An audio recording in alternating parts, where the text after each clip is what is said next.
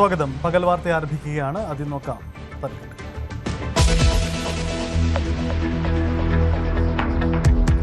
കോൺഗ്രസിന്റെ രണ്ടാം ഘട്ട സ്ഥാനാർത്ഥി പട്ടിക ഇന്ന്. സുധാകരനും അടൂർ പ്രകാശിനും മത്സരിക്കാൻ ഇളവ് നൽകിയേക്കും. എംപിമാർ മത്സരിക്കുന്നത് ഹൈക്കമാൻഡ് തീരുമാനിക്കും. സീറ്റ് വിഭജനത്തിൽ തർക്കമില്ലെന്ന് ചെന്നിത്തലയും VD സതീശനും.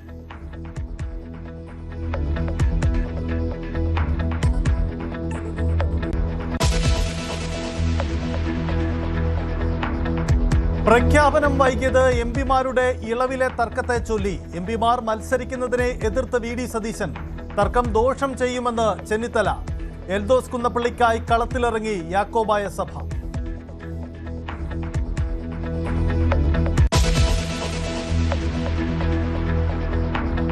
തൊണ്ണൂറ്റിയഞ്ച് സീറ്റിൽ കോൺഗ്രസ് മത്സരിക്കും. 27 സീറ്റിൽ ലീഗും ജോസഫ് വിഭാഗം 8 സീറ്റിലും മത്സരിക്കും. പയ്യന്നൂരിൽ CPM വിമതൻ V കുഞ്ഞികൃഷ്ണനെ RSP പിന്തുണയ്ക്കും. തിരുവനന്തപുരം സീറ്റ് CMPക്ക് നൽകി. PV അൻവർ ബേപ്പൂരിൽ സ്ഥാനാർത്ഥി.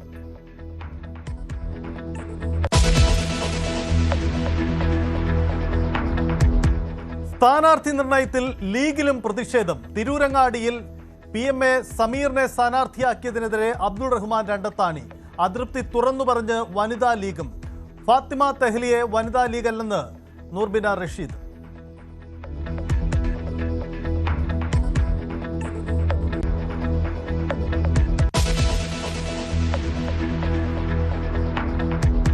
സീറ്റ് നിഷേധിക്കപ്പെട്ട അബ്ദുൾ റഹ്മാൻ രണ്ടത്താണി ലീഗ് വിടാൻ സാധ്യത. താനൂരിൽ രണ്ടത്താണിയെ മത്സരിപ്പിക്കാൻ ഇടത് നീക്കം. തിരൂരിൽ പ്രചരണം ഇതുവരെയും തുടങ്ങാത്ത മന്ത്രി V അബ്ദുറഹ്മാൻ.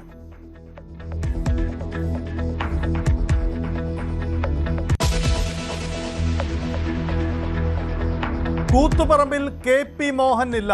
പകരം PK പ്രവീൺ സ്ഥാനാർത്ഥി. കോവളത്ത് ഭഗത് റൂഫസ് കണ്ടെത്താൻ ജനാധിപത്യ കേരള കോൺഗ്രസിന് നിർദ്ദേശം.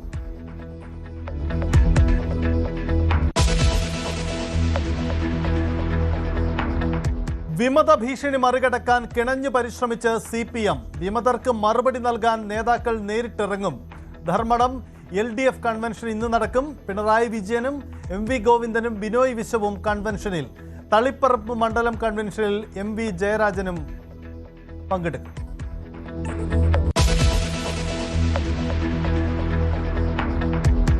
സ്ഥാനാർത്ഥി പട്ടികയെ ചൊല്ലി BJPയിലും കലഹം. കുമ്മനം രാജശേഖരനെയും MD രമേശിനെയും ഒഴിവാക്കിയതിൽ RSSന് അതൃപ്തി.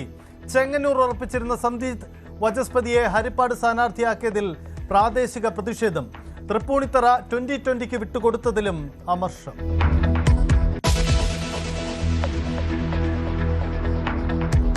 മൈനറായ മകളെ തെറ്റിദ്ധരിപ്പിച്ച് വിവാഹം കഴിപ്പിച്ചു എന്നാരോപിച്ച് മോണാലിസയുടെ മാതാപിതാക്കൾ മധ്യപ്രദേശിലെ മണ്ഡലേശ്വർ DSPക്ക് പരാതി നൽകി. മകളെ ലവ് ജിഹാദിന്റെ കെണിയിൽ പെടുത്തിയിരിക്കുകയാണെന്നും പരാതിയിൽ ആരോപണം.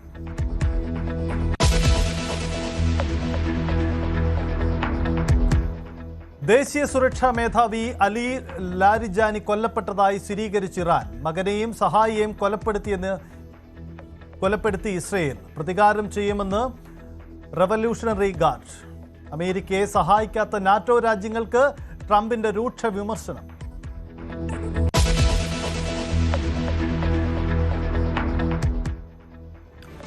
വിശദമായി കടക്കുകയാണ്. തർക്കങ്ങൾ തുടരുന്നതിനിടെ രണ്ടാം ഘട്ട സ്ഥാനാർത്ഥി പട്ടിക പ്രഖ്യാപിക്കാൻ കോൺഗ്രസ് ഒരുങ്ങുകയാണ്. അവശേഷിക്കുന്ന സീറ്റുകളിൽ സ്ഥാനാർത്ഥി പ്രഖ്യാപനം വൈകിട്ടോടെ തന്നെ ഉണ്ടാകും. എന്നാൽ MPമാർ മത്സരിക്കുന്നതിനെ ചൊല്ലി അനിശ്ചിതത്വം തുടരുകയും ചെയ്യുന്നു. കണ്ണൂരിൽ K സുധാകരനും മോദിയിൽ അടൂർ പ്രകാശും മത്സരിക്കാൻ ഇതിനിടയിൽ നീക്കം ആരംഭിക്കുകയും ചെയ്തിട്ടുണ്ട്. 95 സീറ്റിലാണ് കോൺഗ്രസ് മത്സരിക്കുക. മുസ്ലിം ലീഗ് 27 സീറ്റിലും മത്സരിക്കും. കോൺഗ്രസിന് കിട്ടിയ 95 സീറ്റുകളിൽ ഉള്ള സ്ഥാനാർത്ഥികളെ നമ്മൾ തീരുമാനിക്കും. സ്വതന്ത്രരെ പിന്താങ്ങുന്ന മണ്ഡലം ഏതെല്ലാമാണെന്ന് കോൺഗ്രസ് സെൻട്രൽ ഇലക്ഷൻ കമ്മിറ്റിയുടെ അനുവാദത്തോടുകൂടി ഇന്ന് തീരുമാനമെടുക്കും. RSP സ്ഥാനാർത്ഥിയെ മത്സരിപ്പിക്കാതെ സ്വതന്ത്രനായി മത്സരിക്കുന്ന C കുഞ്ഞകൃഷ്ണന് പിന്തുണ കൊടുക്കാൻ വേണ്ടിയിട്ട് RSPയും UDFും തീരുമാനിച്ചിട്ടുണ്ട്. പിന്നെ കേരള കോൺഗ്രസ് ജേക്കബ് വിഭാഗത്തിലെ C അനൂപ് ജേക്കബിന് പിറവവും CMPക്ക് തിരുവനന്തപുരവും KDP C Mani C Kappan മത്സരിച്ച് ജയിച്ച പാല അവർക്കും വിട്ടുകൊടുക്കാൻ തീരുമാനമായിട്ടുണ്ട്. RMPക്ക് വടകരയും തൃണമൂൽ കോൺഗ്രസിന് PV അൻവർ ബേപ്പൂരിൽ മത്സരിക്കും. MP മാർ മത്സരിക്കണമോ വേണ്ടയോ എന്ന് തീരുമാനിക്കേണ്ടത് സംസ്ഥാന നേതൃത്വമല്ല, അത് കേന്ദ്ര നേതൃത്വമാണ് തീരുമാനിക്കുന്നത്. കേന്ദ്ര നേതൃത്വം അത് തീരുമാനിച്ച് ഞങ്ങളെ അറിയിക്കും. അപ്പോൾ നിങ്ങളോട് പറയാം. കോൺഗ്രസിന്റെ ബാക്കിയുള്ള സ്ഥാനാർത്ഥി പട്ടിക പ്രഖ്യാപിക്കും.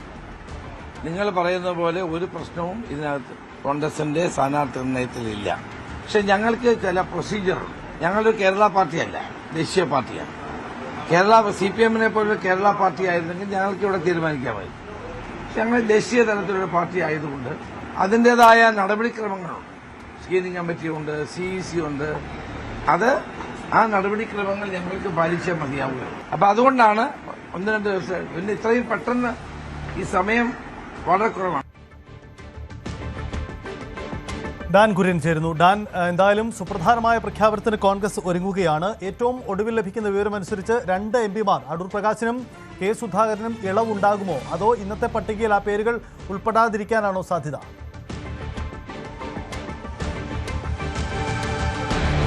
രണ്ട് സാധ്യതകളാണ് ഇപ്പോൾ ഏറ്റവും ഒടുവിൽ ലഭിക്കുന്ന വിവരം പ്രകാരം നമുക്ക് AICC ആസ്ഥാനത്ത് നിന്ന് ലഭിക്കുന്നത്. അതിലൊന്ന്, ഈ ഹൈക്കമാൻഡുമായി നടത്തിയ ചർച്ചയിൽ ഒരു ഒത്തുതീർപ്പിലേക്ക് എത്തിയിരിക്കുന്നു. അടൂർ പ്രകാശിന് കോന്നിയിലും K സുധാകരന് കണ്ണൂരിലും മത്സരിക്കാനുള്ള ഒരു സാധ്യത തെളിയുന്നു എന്നതാണ് ഒരു വിവരം.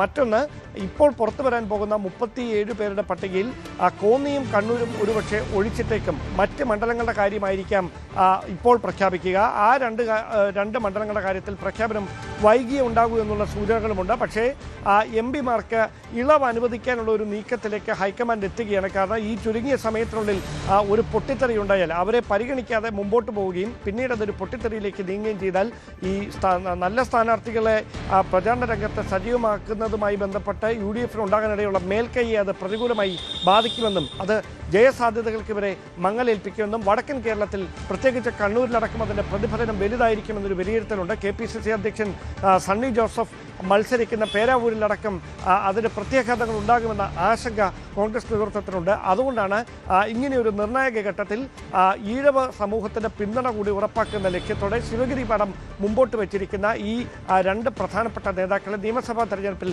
മത്സരിപ്പിക്കുന്നതിലൂടെ ഈഴവ പ്രാതിനിധ്യവും പിന്തുണയും ഉറപ്പാക്കാൻ കഴിയുമെന്നൊരു നിലപാടിലേക്ക്, വിലയിരുത്തലിലേക്ക് കോൺഗ്രസ് ദേശീയ നേതൃത്വം എത്തുന്നത് എന്നാണ് വിവരം. അങ്ങനെയെങ്കിൽ K സുധാകരനും അടൂർ പ്രകാശിനും മത്സരിക്കാൻ ഇളവ് നൽകാൻ തന്നെയാണ് സാധ്യത. അതുമായി ബന്ധപ്പെട്ട ഒത്തുതീർപ്പ് ചർച്ചകൾ KC വേണുഗോപാൽ ഉൾപ്പെടെയുള്ള നേതാക്കൾ തിരക്കിട്ട് തന്നെ ഡൽഹിയിൽ നടത്തുന്നുണ്ട്. K സുധാകരൻ KC വേണുഗോപാലുമായി ഇന്നലെ രാത്രി രഹസ്യമായി കൂടിക്കാഴ്ച നടത്തിയിരുന്നു. രമേശ് ചെന്നിത്തലയെ കണ്ടതിന് പിന്നാലെയാണ് KC വേണുഗോപാലും അദ്ദേഹത്തിന്റെ ഫ്ളാറ്റിൽ സന്ദർശിച്ച് പ്രകോപനപരമായി ഇടപെടലുകൾ ഉണ്ടാകരുത്, മാധ്യമങ്ങളോട് അത്തരത്തിലുള്ള ഒരു പരാമർശങ്ങൾ നടത്തരുത്, വാർത്താ സമ്മേളനം വിളിക്കരുതെന്നൊക്കെയുള്ള നിർദ്ദേശം നൽകിയത്.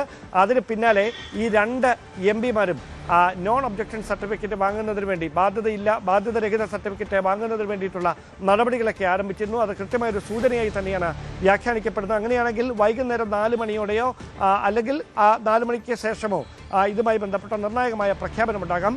CEC മീറ്റിംഗ് രാവിലെ 11:30 നടക്കേണ്ടിയിരുന്ന മീറ്റിംഗ് വൈകുന്നേരം 4 മണിയിലേക്ക് മാറ്റിവെച്ചത് ഈ തർക്കങ്ങൾക്ക് പരിഹാരമായി ഒറ്റ പട്ടികയായി 37 പേരെയും പ്രഖ്യാപിക്കാനുള്ള നീക്കത്തിന്റെ ഭാഗമായിട്ട് തന്നെയെന്നാണ് വിവരം. തർക്കങ്ങൾ നിലനിൽക്കുന്ന തിരുവനന്തപുരത്തെ മറ്റ് മണ്ഡലങ്ങളുടെ കാര്യത്തിലടക്കം ഏകദേശ ധാരണയിലേക്ക് ഇപ്പോൾ ചിത്രം എത്തിയിട്ടുണ്ട് എന്നാണ് സൂചന. അങ്ങനെയെങ്കിൽ 37 പേരുടെ പട്ടിക തർക്കമില്ലാതെ വൈകുന്നേരം പ്രഖ്യാപിക്കാനായാൽ തെരഞ്ഞെടുപ്പ് രംഗത്ത് കൃത്യമായി ഇന്ന് വൈകിട്ടോടെ പ്രചാരണ രംഗത്തടക്കം സംസ്ഥാനത്ത് മുഴുവൻ സജീവമാകാൻ കഴിയുമെന്ന പ്രതീക്ഷയിലാണ് UDF ക്യാമ്പ്. UDF-ന്റെ പ്രതീക്ഷകൾ അങ്ങനെയാണ്. എന്തായാലും ഇന്ന് തന്നെ നമുക്ക് ആ പ്രഖ്യാപനം പ്രതീക്ഷിക്കാം. K സുധാകരൻ വിഷയം പാർട്ടിക്ക് പ്രശ്നമാകില്ലെന്ന് കോൺഗ്രസ് നേതാവ് ബെന്നി ബെഹനാൻ പറയുന്നു. കോൺഗ്രസിലെ മുഴുവൻ പ്രശ്നങ്ങൾക്കും 4 മണി കഴിയുമ്പോൾ പരിഹാരമാകും. സ്ഥാനാർത്ഥി പ്രഖ്യാപനം വൈകിട്ടില്ല. KPCC അധ്യക്ഷനുമായി ബന്ധപ്പെട്ട് തനിക്ക് ഒരു അറിയിപ്പും കിട്ടിയിട്ടില്ലെന്നും ബെന്നി ബെഹനാൻ പറഞ്ഞു. സ്ഥാനാർത്ഥി നിർണയത്തിൽ സഭകളുടെ ഇടപെടൽ ഉണ്ടായിട്ടില്ലെന്നുമാണ് അദ്ദേഹത്തിന്റെ വാദം. എനിക്ക് ഇതുവരെയായിട്ട് അങ്ങനെ ഒരു അറിവ് കിട്ടിയിട്ടില്ല. ഇപ്പോൾ നടക്കുന്ന സ്ഥാനാർത്ഥി നിർണയമാണ്. ഒരു പ്രശ്നം ഉണ്ടാക്കില്ല. ഇന്നേതായാലും പ്രശ്നം തീരും. ഇന്ന് പ്രശ്നം തീരും. 4 മണി കഴിയുമ്പോഴത്തേക്കും പ്രശ്നം തീരും. കോൺഗ്രസിനെ സംബന്ധിച്ചിടത്തോളം എല്ലാ സ്ഥാനാർത്ഥികളെയും, കോൺഗ്രസ് മത്സരിക്കുന്ന എല്ലാ സ്ഥാനാർത്ഥികളെയും ഇന്ന് പ്രഖ്യാപിക്കും. കോൺഗ്രസിനെ സംബന്ധിച്ചിടത്തോളം കോൺഗ്രസിന്റെ മാർക്സിസ്റ്റ് പാർട്ടിയുടെ കോൺഗ്രസിന് കുറച്ചുകൂടെ കൂടി ഒരു ജനാധിപത്യ സ്വഭാവം കോൺഗ്രസിന്റെ ഹൈക്കമാൻഡൊക്കെ ഉണ്ട്. മാർക്സിസ്റ്റ് പാർട്ടിക്കാണ് ഹൈക്കമാൻഡൊന്നും ഇല്ല. ഇവിടെ തീരുമാനിച്ചാൽ മതിയല്ലോ. പിണറായി വിജയൻ എടുക്കുന്ന തീരുമാനം അന്തിമ തീരുമാനമാണല്ലോ. ഞങ്ങളെ സംബന്ധിച്ചിടത്തോളം അതല്ലോ. ഞങ്ങളെ സംബന്ധിച്ചിടത്തോളം പ്രോസസ് ഉണ്ട്. അങ്ങനെ ഒരു സഭയുടെ ഇടപെടലൊന്നും ഒരു സീറ്റും ഉണ്ടായിട്ടില്ല. ഒരു സീറ്റിലും സഭ ഇടപെട്ടിട്ടില്ല. സഭകൾ ഇടപെട്ടിട്ടില്ല. സഭയ്ക്ക് താല്പര്യമുള്ള സ്ഥാനാർത്ഥികൾ ഉണ്ടാകും. പക്ഷെ ഒരു സീറ്റിലും സഭ ഇടപെട്ടിട്ട് ഇന്ന് ചെയ്യണമെന്ന് പണ്ടും പറഞ്ഞത് ഇപ്പോഴും പറയുന്നു. പെരുമ്പാവൂർ കൊച്ചി സീറ്റുകളെ ചൊല്ലി കോൺഗ്രസിൽ തർക്കം തുടരുകയാണ്. DCC പ്രസിഡന്റ് മുഹമ്മദ് ഷിയാസിനെ കൊച്ചിയിൽ മത്സരിപ്പിക്കണമെന്ന നിലപാടിലാണ് പ്രതിപക്ഷ നേതാവ് VD സതീശൻ.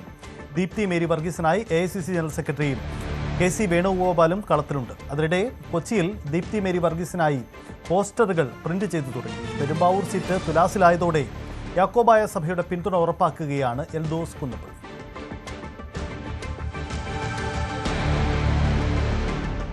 ഞാൻ ഇപ്പോഴും സംസാരിക്കുന്നത് ജനങ്ങളുമായിട്ടാണ്. ഞാൻ നിങ്ങൾക്ക് ഈ ഒരു നിങ്ങളുടെ ചോദ്യങ്ങൾക്ക് മറുപടി നൽകുന്നത് നിങ്ങളിലൂടെ ജനങ്ങളോട് സംസാരിക്കാൻ വേണ്ടിയിട്ടാണ്.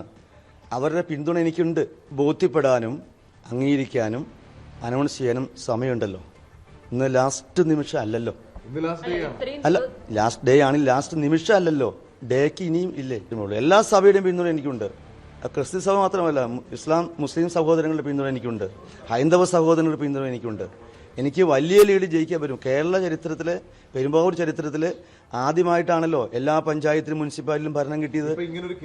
അതേപോലെ തന്നെ പെരുമ്പാവൂരിൽ ഇലക്ഷൻ നടന്നാൽ എനിക്ക് സീറ്റ് കിട്ടിക്കഴിഞ്ഞാൽ ഞാൻ അവിടുത്തെ ഏറ്റവും വലിയ മാർജിനിൽ ലീഡിൽ ജയിക്കും. ജനങ്ങളുടെ പിന്തുണ തനിക്കുണ്ടെന്ന് എൽദോസ് കുന്നപ്പള്ളി പറഞ്ഞു. അദ്ദേഹത്തിന്റെ വാദം അതാണ്. എന്തായാലും ഈ വിവാദ വിഷയങ്ങളിൽ എൽദോസ് കുന്നപ്പള്ളി ഇപ്പോഴും പാർട്ടി നേതൃത്വത്തിൽ പ്രതീക്ഷ വയ്ക്കുന്നതാണ് സാഹചര്യം. ഡാനി പോൾ നമുക്കൊപ്പം ചേരുന്നു. ഡാനി, എന്തായാലും എറണാകുളം ജില്ലയിലെ തർക്കം കോൺഗ്രസിനെ കുഴയ്ക്കുന്നതാണ്. പെരുമ്പാവൂരിൽ തർക്കമുണ്ട്, കൊച്ചിയിലുണ്ട് തർക്കം, തൃപ്പൂണിത്തറയിൽ തർക്കമുണ്ട്. എന്താണ് ഈ പരിഹാര നിർദ്ദേശം? അവസാനം ലഭിക്കുന്ന സൂചനകൾ എങ്ങനെയാണ്? ദീപ്തി മേരി വർഗീസ് കൊച്ചി ഉറപ്പിച്ചിട്ടുണ്ടോ?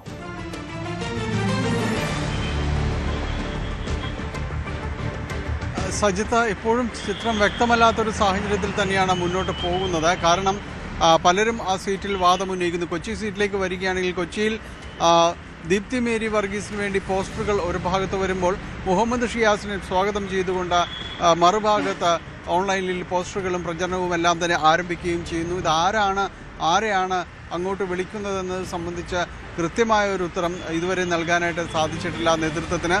എന്തായാലും അവിടെ ഒരു വലിയ പ്രതിസന്ധി കൊച്ചി സീറ്റിനെ ചൊല്ലി ഉടലെടുത്തിട്ടുണ്ട് എന്ന കാര്യത്തിൽ സംശയമില്ല. ഈ രണ്ട് സ്ഥാനാർത്ഥികളാവുമ്പോഴും അവിടെ മറ്റൊരു പ്രശ്നം ഉദിക്കുന്നത് അവിടെ ലത്തീൻ സഭയുടെ എതിർപ്പാണ്. ആരാണെങ്കിലും അത് കൊച്ചിയിൽ നിന്ന് തന്നെയാകണം, ലത്തീൻ കത്തോലിക്കനാകണം എന്ന രീതിയിലുള്ള നിർബന്ധ ബുദ്ധിയോടുകൂടിയാണ് കൊച്ചി സഭ, ഈ കൊച്ചി അതിരൂപത ഈ വിഷയത്തിൽ എല്ലാം തന്നെ ഇടപെടുകയും ചെയ്യുന്നു. അപ്പോൾ ഈ ഒരു വിഷയത്തിൽ വലിയ രീതിയിലൊരു തർക്കവും വിയോജിപ്പും എല്ലാം തന്നെ നിലനിൽക്കുന്നുണ്ട്. ആരെയാകും നേതൃത്വം തീരുമാനിക്കുക, കൊച്ചിയിലേക്ക് നിയോഗിക്കുക എന്നത് സംബന്ധിച്ച് ഇനിയും കാത്തിരിക്കേണ്ടി വരും. വൈകിട്ട് അത് ഏത് രീതിയിൽ ചർച്ചകൾ പൂർത്തിയാകുമെന്നതാണ് അറിയേണ്ടതുള്ളത്. മുഹമ്മദ് ഷിയാസിനെ VD സതീശൻ്റെ വളരെ വിശ്വസ്തനാണ്. മുഹമ്മദ് ഷിയാസിനെ ഈ തെരഞ്ഞെടുപ്പിൽ മത്സരിപ്പിക്കുക എന്ന രീതിയിൽ തന്നെയാണ് തുടക്കം മുതൽ കരുക്കൾ നീക്കിയിരുന്നത്. അത് കൊച്ചിയിലാകാം എന്ന രീതിയിൽ തന്നെയായിരുന്നു മുന്നോട്ട് പോയിരുന്നത്. അതിനിടയിലാണ് പെരുമ്പാവൂർ വിഷയം ഉയർന്നു വരുന്നത്. പെരുമ്പാവൂർ എൽദോസ് കുന്നപ്പള്ളിക്ക് സീറ്റ് നിഷേധിക്കപ്പെടുന്ന ഒരു സാഹചര്യം വന്നാൽ പെരുമ്പാവൂരിലേക്ക് നീങ്ങാനുള്ള ഒരു സാധ്യത അവിടെ ഉണ്ടായിരുന്നു. എന്തായാലും അവിടെയും മറ്റു പേരുകൾ ഉയർന്നു വന്നു. അവിടെ ജില്ലാ പഞ്ചായത്ത് മുൻ പ്രസിഡന്റുമാർ 2 പേര്, മനോജ് മൂത്തേടൻ അതോടൊപ്പം തന്നെ ഉല്ലാസ്, ഈ 2 പേരുടെ പേരുകളും ഉയർന്നു വന്നു. അവിടെ ഗ്രൂപ്പ് സമവാക്യങ്ങളും അതോടൊപ്പം തന്നെയാണ് സമുദായ സമവാക്യങ്ങളും എല്ലാം തന്നെ നിർണായകമാകുന്നത്. അപ്പോൾ അവിടെ യാക്കോബായ സഭയുടെ പിന്തുണ തനിക്ക് ഉണ്ട് എന്ന രീതിയിലുള്ള ചില പ്രചാരണങ്ങൾ എൽദോസ് കുന്നപ്പള്ളിക്ക് വേണ്ടി സഭ നടത്തുന്നു. തങ്ങളുടെ ഭാഗത്തു നിന്നുള്ളൊരു പിന്തുണ ഈ സമുദായ അംഗം എന്ന രീതിയിലുണ്ട് എന്ന രീതിയിലാണ് പ്രചാരണങ്ങൾ വന്നിരുന്നത്. ഏറ്റവും ഒടുവിൽ അറിയാൻ കഴിയുന്ന സഭ തന്നെ ഇത് നേരിട്ട് നിഷേധിക്കുന്നു. തങ്ങൾ ആർക്കു വേണ്ടിയും പ്രത്യേകിച്ചൊരു വക്കാലത്തും നടത്തിയിട്ടില്ല എന്ന രീതിയിലുള്ള സഭയിൽ നിന്ന്, ഔദ്യോഗിക സ്ഥലങ്ങളിൽ നിന്ന് തന്നെ ആ രീതിയിലുള്ളൊരു അറിയിപ്പുകൾ വരുന്നുണ്ട്. തങ്ങൾ വ്യക്തമായ രീതിയിലൊരു പിന്തുണ ആർക്കും തന്നെ ഇല്ല എന്ന് പറയുകയും ചെയ്യുന്നു.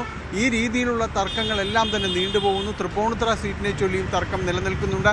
തൃപ്പൂണിത്തുറയിൽ കെ ബാബു മുന്നോട്ട് വെച്ചത് ദീപക് ജോയിയുടെ പേര് മുന്നോട്ട് വയ്ക്കുന്നു. നേതൃത്വം M ലിജുവിൻ്റെ പേര് പറയുന്നു. ഈ രീതിയിൽ അവിടെയും വിഷയങ്ങൾ നിൽക്കുന്നു. വൈപ്പിൻ സീറ്റിനെ സംബന്ധിച്ചാണെങ്കിലും തർക്കമുണ്ട്. അവിടെ ഏത് പേരിലേക്ക് വരും എന്ന രീതിയിൽ തന്നെ ചർച്ച ഒരു നിർണായക ഘട്ടത്തിലേക്ക് എത്താൻ പോലും കഴിഞ്ഞിട്ടില്ല. അങ്ങനെ എറണാകുളം ജില്ല പൊതുവിൽ UDFിൻ്റെയും കോൺഗ്രസിൻ്റെയും കേന്ദ്രമെന്ന് പറയുമ്പോൾ പോലും ഈ 4 സീറ്റുകളിൽ ആരൊക്കെയെന്ന് അവസാന ഘട്ടത്തിലും തീരുമാനമാകാതെ പോവുകയാണ്. ഇതിലേറ്റവും അറിയേണ്ടത് എൽദോസ് കുന്നപ്പള്ളിക്ക് സീറ്റ് നിഷേധിക്കുമോ, അതോടൊപ്പം തന്നെ DCC അധ്യക്ഷനായ മുഹമ്മദ് ഷിയാസിന് ആ സീറ്റ് ലഭിക്കുമോ എന്നുള്ള കാര്യങ്ങൾ തന്നെയാണ് വലിയ ചോദ്യങ്ങളായി നിലനിൽക്കുന്നത്. അതോടൊപ്പം തന്നെ ദീപ്തി മേരി വർഗീസിന് മേയർ സ്ഥാനം നിഷേധിക്കപ്പെട്ടത് ലത്തീൻ സഭയുടെ കടുംപിടുത്തം മൂലമാണ്. അവർക്ക് ഒരു സീറ്റ് നൽകണമെന്ന രീതിയിലുള്ള ചില അഭിപ്രായങ്ങൾ ഉടലെടുത്തിട്ടുണ്ട്. ഏതായാലും ഇതെല്ലാം കോൺഗ്രസിനെ വലിയ രീതിയിലുള്ള സങ്കീർണതകളിലേക്ക് തന്നെയാണ് എത്തിക്കുന്നത്. വൈകിട്ടോടുകൂടി ഈ തീരുമാനം വരുമ്പോൾ അത് ഏതെങ്കിലും രീതിയിലുള്ള പൊട്ടിത്തെറികൾക്ക് ഇനി കാരണമാകുമോ എന്ന് മാത്രമേ അറിയേണ്ടതുള്ളൂ. സജിത്ത്, യെസ്, എന്തായാലും കോൺഗ്രസിന് കീറാമുട്ടിയാവുന്നത് എറണാകുളത്തെ 3 സീറ്റുകളാണ്. പെരുമ്പാവൂർ, ഒപ്പം കൊച്ചി, ഒപ്പം തൃപ്പൂണിത്തറ, ഈ 3 സീറ്റുകളിലെ പ്രഖ്യാപനത്തിനാണ് കാത്തിരിക്കുന്നത്. നിയമസഭാ തെരഞ്ഞെടുപ്പിൽ കേരള കോൺഗ്രസ് ജോസഫ് ഗ്രൂപ്പിന് കുറി 8 സീറ്റ് മാത്രം. ഇടുക്കിക്ക് പുറമെ ഏറ്റുമാനൂർ സീറ്റും കോൺഗ്രസിന് വിട്ടു നൽകും. ധാരണ ഇത്തവണത്തേക്ക് മാത്രമെന്നാണ് കേരള കോൺഗ്രസ് നേതൃത്വത്തിന്റെ വിശദീകരണം. ജോസഫ് ഗ്രൂപ്പിന്റെ മുഴുവൻ സ്ഥാനാർത്ഥികളും ഉമ്മൻചാണ്ടിയുടെ കല്ലറയിലെത്തി പുഷ്പാർച്ചന നടത്തി. UDFനെ സംബന്ധിച്ച് വലിയൊരു തലവേദനയായി നിൽക്കുകയായിരുന്നു ജോസഫ് ഗ്രൂപ്പുമായിട്ടുള്ള സീറ്റ് വിഭജനം. അതിനാണ് ഇപ്പോൾ ഒരു അന്തിമ ധാരണ വന്നിരിക്കുന്നത്. ജോസഫ് ഗ്രൂപ്പിന് 8 സീറ്റ് മാത്രമേ ഉള്ളൂ. ഇക്കാര്യത്തിൽ ധാരണയായതായി പാർട്ടിയുടെ മുതിർന്ന നേതാവ് മോൻസ് ജോസഫ് തന്നെയാണ് വ്യക്തമാക്കിയത്. കേരള കോൺഗ്രസ് പാർട്ടിയുടെ സീറ്റ് ഇന്നലെ ഔദ്യോഗികമായി പ്രഖ്യാപിച്ചപ്പോൾ കോൺഗ്രസുമായി പാർട്ടി ഒരു ധാരണ ഉണ്ടാക്കിയിട്ടുണ്ട്. ഉഭയകക്ഷി ചർച്ചകളിലൂടെ കോൺഗ്രസ് പാർട്ടി ഇപ്രാവശ്യത്തെ പ്രത്യേക സാഹചര്യത്തിൽ UDFന്റെ വിജയം ഉറപ്പാക്കാനും പരസ്പരമുള്ള വിട്ടുവീഴ്ചകളിലൂടെ ഒരു ധാരണയിൽ മുന്നോട്ട് പോകാനുമുള്ള അഭ്യർത്ഥന വെച്ചു. അതിനടിസ്ഥാനത്തിൽ കേരള കോൺഗ്രസ് പാർട്ടിക്ക് 10 സീറ്റ് എന്നുള്ളത് തത്വത്തിൽ അംഗീകരിച്ചുകൊണ്ട് തന്നെ വരും വർഷങ്ങളിൽ ആ സീറ്റുകൾ പാർട്ടിക്ക് തിരികെ ലഭിക്കാൻ കഴിയുന്ന വിധത്തിൽ ഒരു 1 ടൈം എഗ്രിമെന്റ് എന്ന നിലയിൽ ഞങ്ങൾ അതിനോട് സഹകരിച്ചിട്ടുണ്ട്. ഇടുക്കി സീറ്റും ഏറ്റുമാനൂർ സീറ്റും ജോസഫ് ഗ്രൂപ്പിന്റെ കയ്യിൽ നിന്ന് ഏറ്റെടുത്തുകൊണ്ടാണ് ഈ പുതിയ ഒരു നീക്കം നടത്തിയത്. അതേസമയം തന്നെ ഏറ്റുമാനൂർ സീറ്റ് കൂടി ഏറ്റെടുത്തതോടെ കോട്ടയം ജില്ലയിൽ മറ്റൊരു സീറ്റ് വേണം എന്ന ആവശ്യം അതിശക്തമായി ജോസഫ് ഗ്രൂപ്പ് ഉന്നയിക്കുകയായിരുന്നു. എന്നാൽ കോൺഗ്രസ് ഈ ഒരു സമ്മർദ്ദത്തിന് വഴങ്ങിയില്ല. വിജയസാധ്യതയുള്ള സ്ഥാനാർത്ഥി തന്നെ വേണം ഈ ഇടങ്ങളിൽ. പക്ഷേ അതിന് ജോസഫ് ഗ്രൂപ്പ് സ്ഥാനാർത്ഥികൾ അവർ അവർക്ക് വിജയസാധ്യത ഇല്ല എന്ന് കോൺഗ്രസ് ചൂണ്ടിക്കാണിക്കുകയായിരുന്നു. ഈ മാനദണ്ഡം കൂടി അംഗീകരിച്ചുകൊണ്ടാണ് ഒരു 1 ടൈം ഈ ഒരു തവണത്തേക്ക് മാത്രം എന്നുള്ള ഒരു നിലയിലാണ് ഇത് അംഗീകരിച്ചതെന്നാണ് മോൻസ് ജോസഫ് എന്തായാലും വ്യക്തമാക്കിയിരിക്കുന്നത്. അതായത് പൂഞ്ഞാറും കാഞ്ഞിരപ്പള്ളിയും ഏറ്റുമാനൂരും കോൺഗ്രസിന്റെ സ്ഥാനാർത്ഥികൾ വരും. ഇതിൽ ഒരു പരിധിവരെ കോൺഗ്രസിന് ആശ്വാസമാണ്. കാരണം കാഞ്ഞിരപ്പള്ളി സീറ്റിൽ ആർക്ക് കൊടുക്കണം, ഫിൽസൺ മാത്യൂസിന് കൊടുക്കണോ അതോ നാട്ടകം സുരേഷിന് കൊടുക്കണോ എന്ന തർക്കം അവിടെ നിൽക്കുകയായിരുന്നു. തൊട്ടിപ്പുറത്ത് ഏറ്റുമാനൂർ സീറ്റായിരുന്നു നാട്ടകത്തിന് കൊടുക്കാൻ തീരുമാനിച്ചിരുന്നത്. പക്ഷേ അത് ജോസഫ് വാഴക്കന് രമേശ് ചെന്നിത്തല ഇടപെട്ടുകൊണ്ട് തന്നെ കൊടുക്കുന്ന സ്ഥിതിവിശേഷം ഉണ്ടായിട്ടുണ്ട്. എന്തായാലും 2 സീറ്റ് ഉള്ളതോടുകൂടി ഇനി ആർക്കെവിടെ എന്നുള്ളതാണ് കാത്തിരുന്ന് കാണേണ്ടത്. ടോമി കല്ലാനിക്ക് പൂഞ്ഞാർ തന്നെ കൊടുക്കുമോ അതോ മറ്റേതെങ്കിലും നേതാക്കളെ വീണ്ടും പരിഗണിക്കുമോ അതോ നാട്ടകം സുരേഷിനാകുമോ നൽകുക എന്നൊക്കെയുള്ളത് കോൺഗ്രസ് രാഷ്ട്രീയത്തിൽ ജില്ലയിൽ വളരെ പ്രധാനപ്പെട്ടതാണ്. എന്തായാലും ആ പ്രഖ്യാപനത്തിനായി കാത്തിരിക്കുകയാണ് ജില്ലയിലെ കോൺഗ്രസ് ക്യാമ്പും UDF ക്യാമ്പും. കോവളത്ത് ഭഗത് റൂഫസ് തന്നെ ഇടതുമുന്നണിയുടെ സ്ഥാനാർത്ഥി എന്ന് വ്യക്തമായി കഴിഞ്ഞു. അത് സംബന്ധിച്ച പ്രഖ്യാപനം വന്നു കഴിഞ്ഞു. ഇടത് സ്വതന്ത്രനായിട്ടാണ് ജില്ലാ പഞ്ചായത്ത് മുൻ അംഗമായ ഭഗത് മത്സരിക്കുക. എന്നാൽ തിരുവനന്തപുരം മണ്ഡലത്തിൽ സ്ഥാനാർത്ഥി ആരുന്നതിൽ ആശയക്കുഴപ്പം ഇപ്പോഴും തുടരുകയാണ്. ശക്തനായ സ്ഥാനാർത്ഥിയെ കണ്ടെത്താൻ ജനാധിപത്യ കേരള കോൺഗ്രസിന് CPM നിർദ്ദേശം നൽകിയിട്ടുണ്ട്.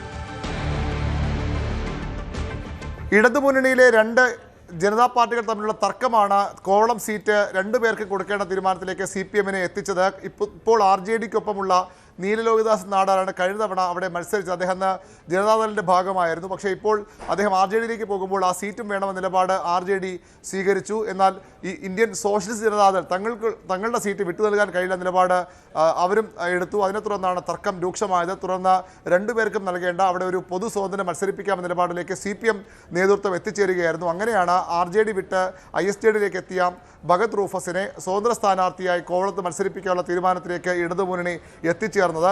കോവളത്ത് ഇടതുമുന്നണി സ്വതന്ത്രനായി ഭഗത് റൂഫസ് മത്സരിക്കുമെന്ന് CPM പിന്നീട് വാർത്താക്കുറിപ്പിലൂടെ അറിയിക്കുകയും ചെയ്തു.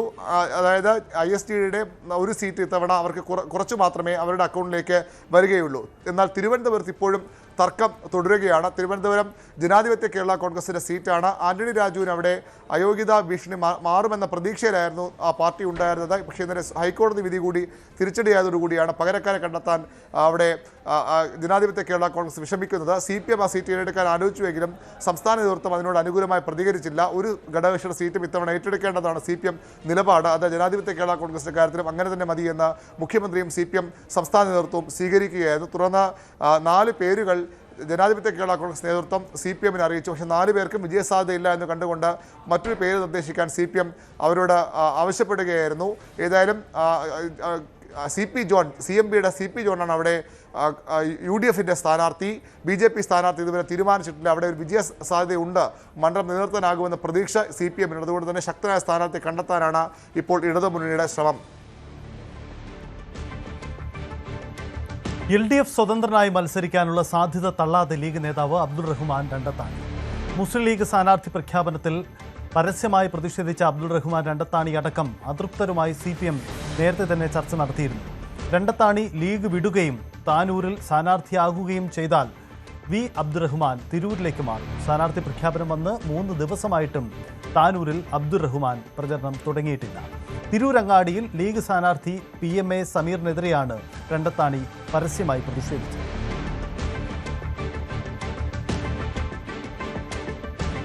CV അനുമോദ് ചേരുന്നുണ്ട്. അനുമോദ്, വളരെ പ്രധാനപ്പെട്ട നീക്കമാണ് മലപ്പുറം ജില്ലയിൽ നടക്കുന്നത്. ഒന്ന്, ലീഗിലെ അതൃപ്തരെ ഒപ്പം ചേർത്താൻ CPM ശ്രമം നടത്തുന്നു. ഇതിനിടയിൽ താനൂരിലെ പ്രശ്നത്തിന് പരിഹാരവും ഉണ്ടാക്കാൻ കഴിയും. എന്താണ് മലപ്പുറത്ത് നടക്കുന്ന ഈ രാഷ്ട്രീയ CPM നേതാക്കളുമായി നല്ല ബന്ധമുണ്ട് എന്നും മുസ്ലിം ലീഗിന്റെ സംസ്ഥാന അധ്യക്ഷൻ പ്രഖ്യാപിച്ച സ്ഥാനാർത്ഥിക്കെതിരെ സജിത്ത്, സ്ഥാനാർത്ഥി പ്രഖ്യാപനത്തിന് ശേഷം മലപ്പുറത്തെ രാഷ്ട്രീയത്തിൽ അപ്രതീക്ഷിതമായ നീക്കങ്ങളാണ് നടക്കുന്നത്. ഇടതുപക്ഷത്തിൽ നിന്നും വലതുപക്ഷത്തിൽ നിന്നും ഒരുപോലെ തന്നെ ട്വിസ്റ്റുകൾ സംഭവിക്കുന്നെന്ന് തന്നെ വേണം കരുതുവാൻ. ഏറ്റവും പ്രധാനപ്പെട്ട ഒരു കാര്യം അബ്ദുറഹ്മാൻ രണ്ടത്താണിയുടെ ഫേസ്ബുക്ക് പോസ്റ്റും അതിനെ തുടർന്നുണ്ടായ വിവാദങ്ങളുമാണ്. അദ്ദേഹം തിരൂരങ്ങാടിയിൽ PMA സമീറിനെ സ്ഥാനാർത്ഥിയാക്കി നിശ്ചയിച്ചതിനെതിരെയാണ് നിലപാട് സ്വീകരിച്ചത്. തന്റെ നിലപാട് അദ്ദേഹം ഫേസ്ബുക്കിൽ കുറിക്കുകയായിരുന്നു. ആ നിലപാടിൽ ഉറച്ചു നിൽക്കുന്നു എന്ന് തന്നെയാണ് അല്പസമയം മുമ്പ് മാധ്യമങ്ങളോട് സംസാരിച്ചപ്പോഴും അദ്ദേഹം വ്യക്തമാക്കിയത്. താൻ പാർട്ടിക്കെതിരല്ല, പക്ഷേ തിരൂരങ്ങാടിലെ സ്ഥാനാർത്ഥിക്കെതിരെയുള്ള നിലപാടിൽ താൻ ഉറച്ചു നിൽക്കുന്നു. മത്സര സാധ്യത തള്ളാതെയാണ് അദ്ദേഹം ആ നിലപാട് സ്വീകരിച്ചിരിക്കുന്നത്. അതായത് അബ്ദുറഹ്മാൻ രണ്ടത്താണി താനൂരിലേക്കാവില്ല, തിരൂരങ്ങാടിയിലേക്കായിരിക്കും മത്സരിക്കാനുള്ള സാധ്യത എന്ന തരത്തിലാണ് ഇപ്പോഴത്തെ സാഹചര്യങ്ങൾ മാറുന്നത്. മറുവശത്ത് അബ്ദുറഹ്മാൻ ഇപ്പോഴും മത്സരത്തിന് ഇറങ്ങിയെങ്കിലും പ്രചരണ രംഗത്തേക്ക് ഇറങ്ങിയിട്ടില്ല. അവിടെയും ഒരു മാറ്റത്തിന്റെ സാധ്യത മുൻനിർത്തി തന്നെയാണ് ഇപ്പോഴത്തെ നീക്കങ്ങൾ നടക്കുന്നത്. പക്ഷേ ഏറ്റവും പ്രധാനപ്പെട്ട കാര്യം അബ്ദുറഹ്മാൻ രണ്ടത്താണി താനൂരിൽ നിന്ന് തിരൂരങ്ങാടിയിലേക്ക് വരികയാണെങ്കിൽ നിലവിൽ അവിടെ പ്രഖ്യാപിച്ച CPI-യുടെ സ്ഥാനാർത്ഥിയായിട്ടുള്ള അജിത് കുളാടി മാറേണ്ടി വരും. അത്തരത്തിൽ ഒരു അങ്ങനെ ഒരു മാറ്റം വരികയാണെങ്കിൽ വള്ളിക്കുന്ന് സീറ്റ് വേണമെന്നൊരാവശ്യമാണ് CPI മുന്നോട്ട് വയ്ക്കുന്നത്. അതും അപ്രതീക്ഷിതമായിട്ടുള്ള മാറ്റങ്ങൾക്കുള്ള സാഹചര്യങ്ങളാണ് ഒരുക്കുന്നത്. തിരൂരങ്ങാടിയിൽ അജിത് കുളാടി നമുക്കറിയാം കഴിഞ്ഞ തവണ നിയാസ് പുളിക്കലത്തിന് വേണ്ടി ഒരു തവണ മാറിക്കൊടുത്ത വ്യക്തിയാണ്. ആദ്യം സ്ഥാനാർത്ഥിയെ പ്രഖ്യാപിച്ച് പിന്നെ അദ്ദേഹത്തെ മാറ്റുകയായിരുന്നു. വീണ്ടും അതേപോലെ ഒരു സാഹചര്യം അദ്ദേഹത്തിന് മുന്നിലേക്ക് വരികയാണ്. അദ്ദേഹത്തിന്റെ തീരുമാനം പ്രധാനപ്പെട്ടതാണ്. അതോടൊപ്പം തന്നെ CPI-യുടെ തീരുമാനം പ്രധാനപ്പെട്ടതാണ്. തിരൂരങ്ങാടി അബ്ദുറഹ്മാൻ രണ്ടത്താണി മത്സരിക്കാൻ തയ്യാറാണെങ്കിൽ അദ്ദേഹത്തിന് മത്സരിക്കാനുള്ള സാഹചര്യം ഉണ്ടെങ്കിൽ പകരം വള്ളിക്കുന്ന് സീറ്റ് വേണമെന്നൊരു ആവശ്യമാണ് CPI മുന്നോട്ട് വയ്ക്കുന്നത്. താനൂരിലേക്ക് അബ്ദുറഹ്മാൻ രണ്ടത്താണി വരാനുള്ള സാധ്യത കുറവാണ്, ചുരുക്കമാണ് എന്ന് തന്നെ വേണം ഈ ഒരു ഘട്ടത്തിൽ കരുതുവാൻ. നേരത്തെ പ്രതികരണം നേരത്തെ അദ്ദേഹം മാധ്യമങ്ങളെ സംസാരിച്ചപ്പോൾ പ്രതികരണവും അതുതന്നെയാണ് സൂചിപ്പിക്കുന്നത്. താനൂരിലും ആരും മത്സരിക്കുമെന്ന കാര്യത്തിൽ ഒരു അനിശ്ചിതത്വം തുടരുന്നുണ്ട്. ഒരുപക്ഷെ ഇന്ന് വൈകുന്നേരത്തോടെ അബ്ദുറഹ്മാൻ മത്സരത്തിന് ഇറങ്ങുമെന്ന ഒരു വിഭാഗം പ്രചരണം നടത്തുന്നുണ്ടെങ്കിൽ പോലും അതിൽ സ്ഥിരീകരണം ലഭിച്ചിട്ടില്ല. താനൂരിൽ ഒരുപക്ഷെ അബ്ദുറഹ്മാൻ രണ്ടത്താണിക്ക് പകരം മറ്റൊരു സ്ഥാനാർത്ഥി വരികയും അദ്ദേഹം തിരൂരിലേക്ക് മാറാനുള്ള സാധ്യതകൾ നിലനിൽക്കുന്നുണ്ട്. അതായത് സ്ഥാനാർത്ഥി പ്രഖ്യാപനത്തിന് ശേഷവും മലപ്പുറത്ത് ഒട്ടേറെ ട്വിസ്റ്റുകൾ നിറയുന്ന സാഹചര്യമാണ് തെരഞ്ഞെടുപ്പിന്റെ ഈ സമയത്തുള്ളത്. അനുമോദ് സൂചിപ്പിച്ചതാണ് സാഹചര്യം. ഏറെക്കുറെ തെരഞ്ഞെടുപ്പ് ചിത്രം പൂർണ്ണമായ മലപ്പുറത്ത് വലിയ ട്വിസ്റ്റാണ് ഇനിയും സംഭവിക്കാൻ പോകുന്നത്. അത് ലീഗിലെ അതൃപ്തരെ ഒപ്പം ചേർക്കാൻ CPM-ന്റെ നീക്കം, ഒപ്പം അബ്ദുറഹ്മാന്റെ പരാതി പരിഹരിക്കാനുള്ള CPM-ന്റെ ശ്രമങ്ങളും. എന്തായാലും ഇനിയും നമുക്ക് ട്വിസ്റ്റുകൾ പ്രതീക്ഷിക്കാം മലപ്പുറത്ത്. മുസ്ലിം ലീഗ് സ്ഥാനാർത്ഥി പട്ടികയ്ക്കെതിരെ നിലപാട് കടുപ്പിക്കുകയാണ് വനിതാ ലീഗ്. വനിതാ ലീഗ് നേതാവ് നൂർബിന റഷീദാണ് രംഗത്ത് വരുന്നത്. സ്ഥാനാർത്ഥി നിർണയത്തിന്റെ മാനദണ്ഡം എന്താണെന്നും വനിതാ ലീഗിനെ തഴഞ്ഞുവെന്നുമാണ് ഇവരുടെ വിമർശനം. പാണക്കാട് തങ്ങളെ വാർത്താസമ്മേളനം നടത്തി അധിക്ഷേപിച്ചവർക്ക് പോലും സീറ്റ് നൽകിയെന്നും ഫാത്തിമ തെഹ്ലിയുടെ പേര് പരാമർശിക്കാതെ നൂർബിന പറഞ്ഞു. തലമുറ മാറ്റം പുരുഷന്മാർക്ക് ബാധകമല്ലേ എന്ന ചോദ്യവും നൂർബിന ഉന്നയിക്കുന്നു. ഈ 2-3 മാസം അവരെ കൊണ്ട് നടന്നിട്ട് അവർക്ക് കൊടുക്കാത്തതിലുള്ള വിഷമം ഞാനെങ്കിലും പ്രതികരിച്ചിട്ടില്ലെങ്കിൽ അത് അനീതി ചെയ്യരുത്. പൊതുസമൂഹത്തോട് ഞാൻ പറയാം, അവരെ വളർത്തിക്കൊണ്ടുവന്നത് ആരാണ്? അവര് ദളിത് സ്ത്രീയായിട്ടാ വന്നത്, ദളിത് ലീഗിലൂടെയാ വന്നത്. അവരെ ദേശീയ നേതൃത്വത്തിലേക്ക് എടുത്തതാരാണ്? എന്റെ കയ്യിൽ എല്ലാ വോയിസ് റെക്കോർഡും ഉണ്ട്. ദേശീയ കൌൺസിലിലേക്ക് അവരെ കൊണ്ടുവരാൻ ശക്തമായി വാദിച്ചതാരാണ്? യെസ്, എന്തായാലും ഈ വിമത നീക്കങ്ങളോടുള്ള ലീഗിന്റെ പ്രതികരണം കൂടി വരുന്നുണ്ട്. ലീഗിന്റെ പ്രതികരണം ഇതാണ്. അബ്ദുറഹ്മാൻ രണ്ടിത്താണിയും നൂർബിന റഷീദും പാർട്ടി വിടുമെന്ന് കരുതുന്നില്ലെന്നാണ് സാദിഖ് അലി ശിഹാബ് തങ്ങൾ പറയുന്നത്. പാർട്ടി സ്ഥാനമാനങ്ങൾ കിട്ടിയവരാണ് ഇരുവരും. പാർട്ടി അവരെ പരിഗണിച്ചിട്ടുമുണ്ട്. സീറ്റ് കിട്ടാതായതോടെയുള്ള പ്രതികരണങ്ങൾ സ്വാഭാവികമാണ്. തെരഞ്ഞെടുപ്പിൽ മികച്ച വിജയ പ്രതീക്ഷയുണ്ടെന്നും സാദിഖ് അലി തങ്ങൾ. ഇല്ലില്ല, അങ്ങനെയൊന്നുമില്ല. അങ്ങനൊരു സീറ്റ് കിട്ടിയിട്ടില്ല എന്ന് വിചാരിച്ചിട്ട് പാർട്ടിയിൽ നിന്ന് പോകുന്ന ആളുകളൊന്നുമല്ല. അവരൊക്കെ പാർട്ടിയിൽ കാലങ്ങളായി പ്രവർത്തിച്ച് വരുന്നവരാണ്. അവർ MLA ആയിട്ടുള്ള ആൾക്കാരാണ്. മറ്റ് പാർട്ടി കൊടുത്തുള്ള സ്ഥാനമാനങ്ങളൊക്കെ വഹിക്കുന്നവരാണ്. അപ്പോൾ അതിൻ്റെ ഒക്കെ വിലമതിക്കുന്നവരാണ്. അവരൊന്നും അതിൻ്റെ പേരിൽ പാർട്ടി വിട്ടു പോകുമെന്ന് ഞങ്ങളാരും വിചാരിക്കുന്നില്ല. നല്ല ആത്മവിശ്വാസമാണ്. ലീഗിൻ്റെയും കോൺഗ്രസിൻ്റെയും ഒക്കെ മറ്റു രാഷ്ട്രീയത്തിലൊക്കെ സ്ഥാനാർത്ഥി ലിസ്റ്റ് കാണുമ്പോൾ തന്നെ അത് കാണുന്ന ആർക്കും വിജയ പ്രതീക്ഷ അതിൽ പ്രകാശിച്ചു നിൽക്കുന്നത് കാണുവാൻ കഴിയും. അതിലൊക്കെ ഞങ്ങൾക്ക് നല്ല സന്തോഷമുണ്ട്. വനിതാ ലീഗിൽ നിന്ന് ആരും ഭാരവാഹികളാരും സ്ഥാനാർത്ഥികളായിട്ടില്ല എന്നൊരു ആ രീതിയിലുള്ളൊരു വിമർശനം കൂടി ഉയർന്നിട്ടുണ്ട്. ലീഗുകാരായ പുരുഷന്മാരുടെ ലീഗാണ്, ലീഗുകാരായ വനിതാ ലീഗാണ്. അങ്ങനെ അതിർത്തി ഉണ്ടെങ്കിൽ നമുക്ക് എന്തുകൊണ്ടാണ് അതിർത്തി പ്രകടിപ്പിക്കുന്നത്, അവരുടെ വികാരങ്ങൾ എന്താണ് എന്ന് പാർട്ടി ചോദിച്ചത്. അവരാരും ഞങ്ങൾ പുറത്തു നിർത്തില്ല. ഇപ്പോൾ സ്ഥാനാർത്ഥിത്വം കിട്ടാത്തവരാരും ഞങ്ങൾ പുറത്തു നിർത്തൂല. അവരെ പാർട്ടിയോട് ചേർത്തി കൊണ്ട് തന്നെ നമ്മൾ മുന്നോട്ട് പോകും. എതിർ സ്വരങ്ങൾ ഉയർന്നതോടെ തളിപ്പറമ്പിൽ വളരെ ജാഗ്രതയിലാണ് CPM.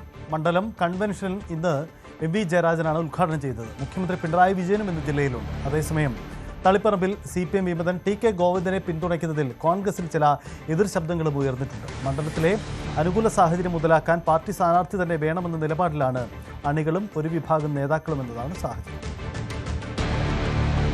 സുമേഷ് മൊറാഴ ചേരുന്നു. സുമേഷ്, തളിപ്പറമ്പിൽ വളരെ ജാഗ്രതയിൽ CPM, കാരണം അഭിമാന പ്രശ്നമാണ്. അതേസമയം കോൺഗ്രസ് എന്തുകൊണ്ടാണ് TK ഗോവിന്ദനെ പിന്തുണയ്ക്കേണ്ടതില്ല എന്ന പ്രാദേശിക വികാരം ഉയരുന്നതിന് കാരണം? സജിത്ത്, തളിപ്പറമ്പ് മണ്ഡലത്തിൽ CPM-ൽ നിന്ന് പുറത്താക്കിയ TK ഗോവിന്ദനെ UDF പിന്തുണയ്ക്കുമെന്ന സൂചനയ്ക്ക് പിന്നാലെയാണ് തളിപ്പറമ്പിലെ കോൺഗ്രസിൽ ഈ അതൃപ്തി പരസ്യമായിരിക്കുന്നത്.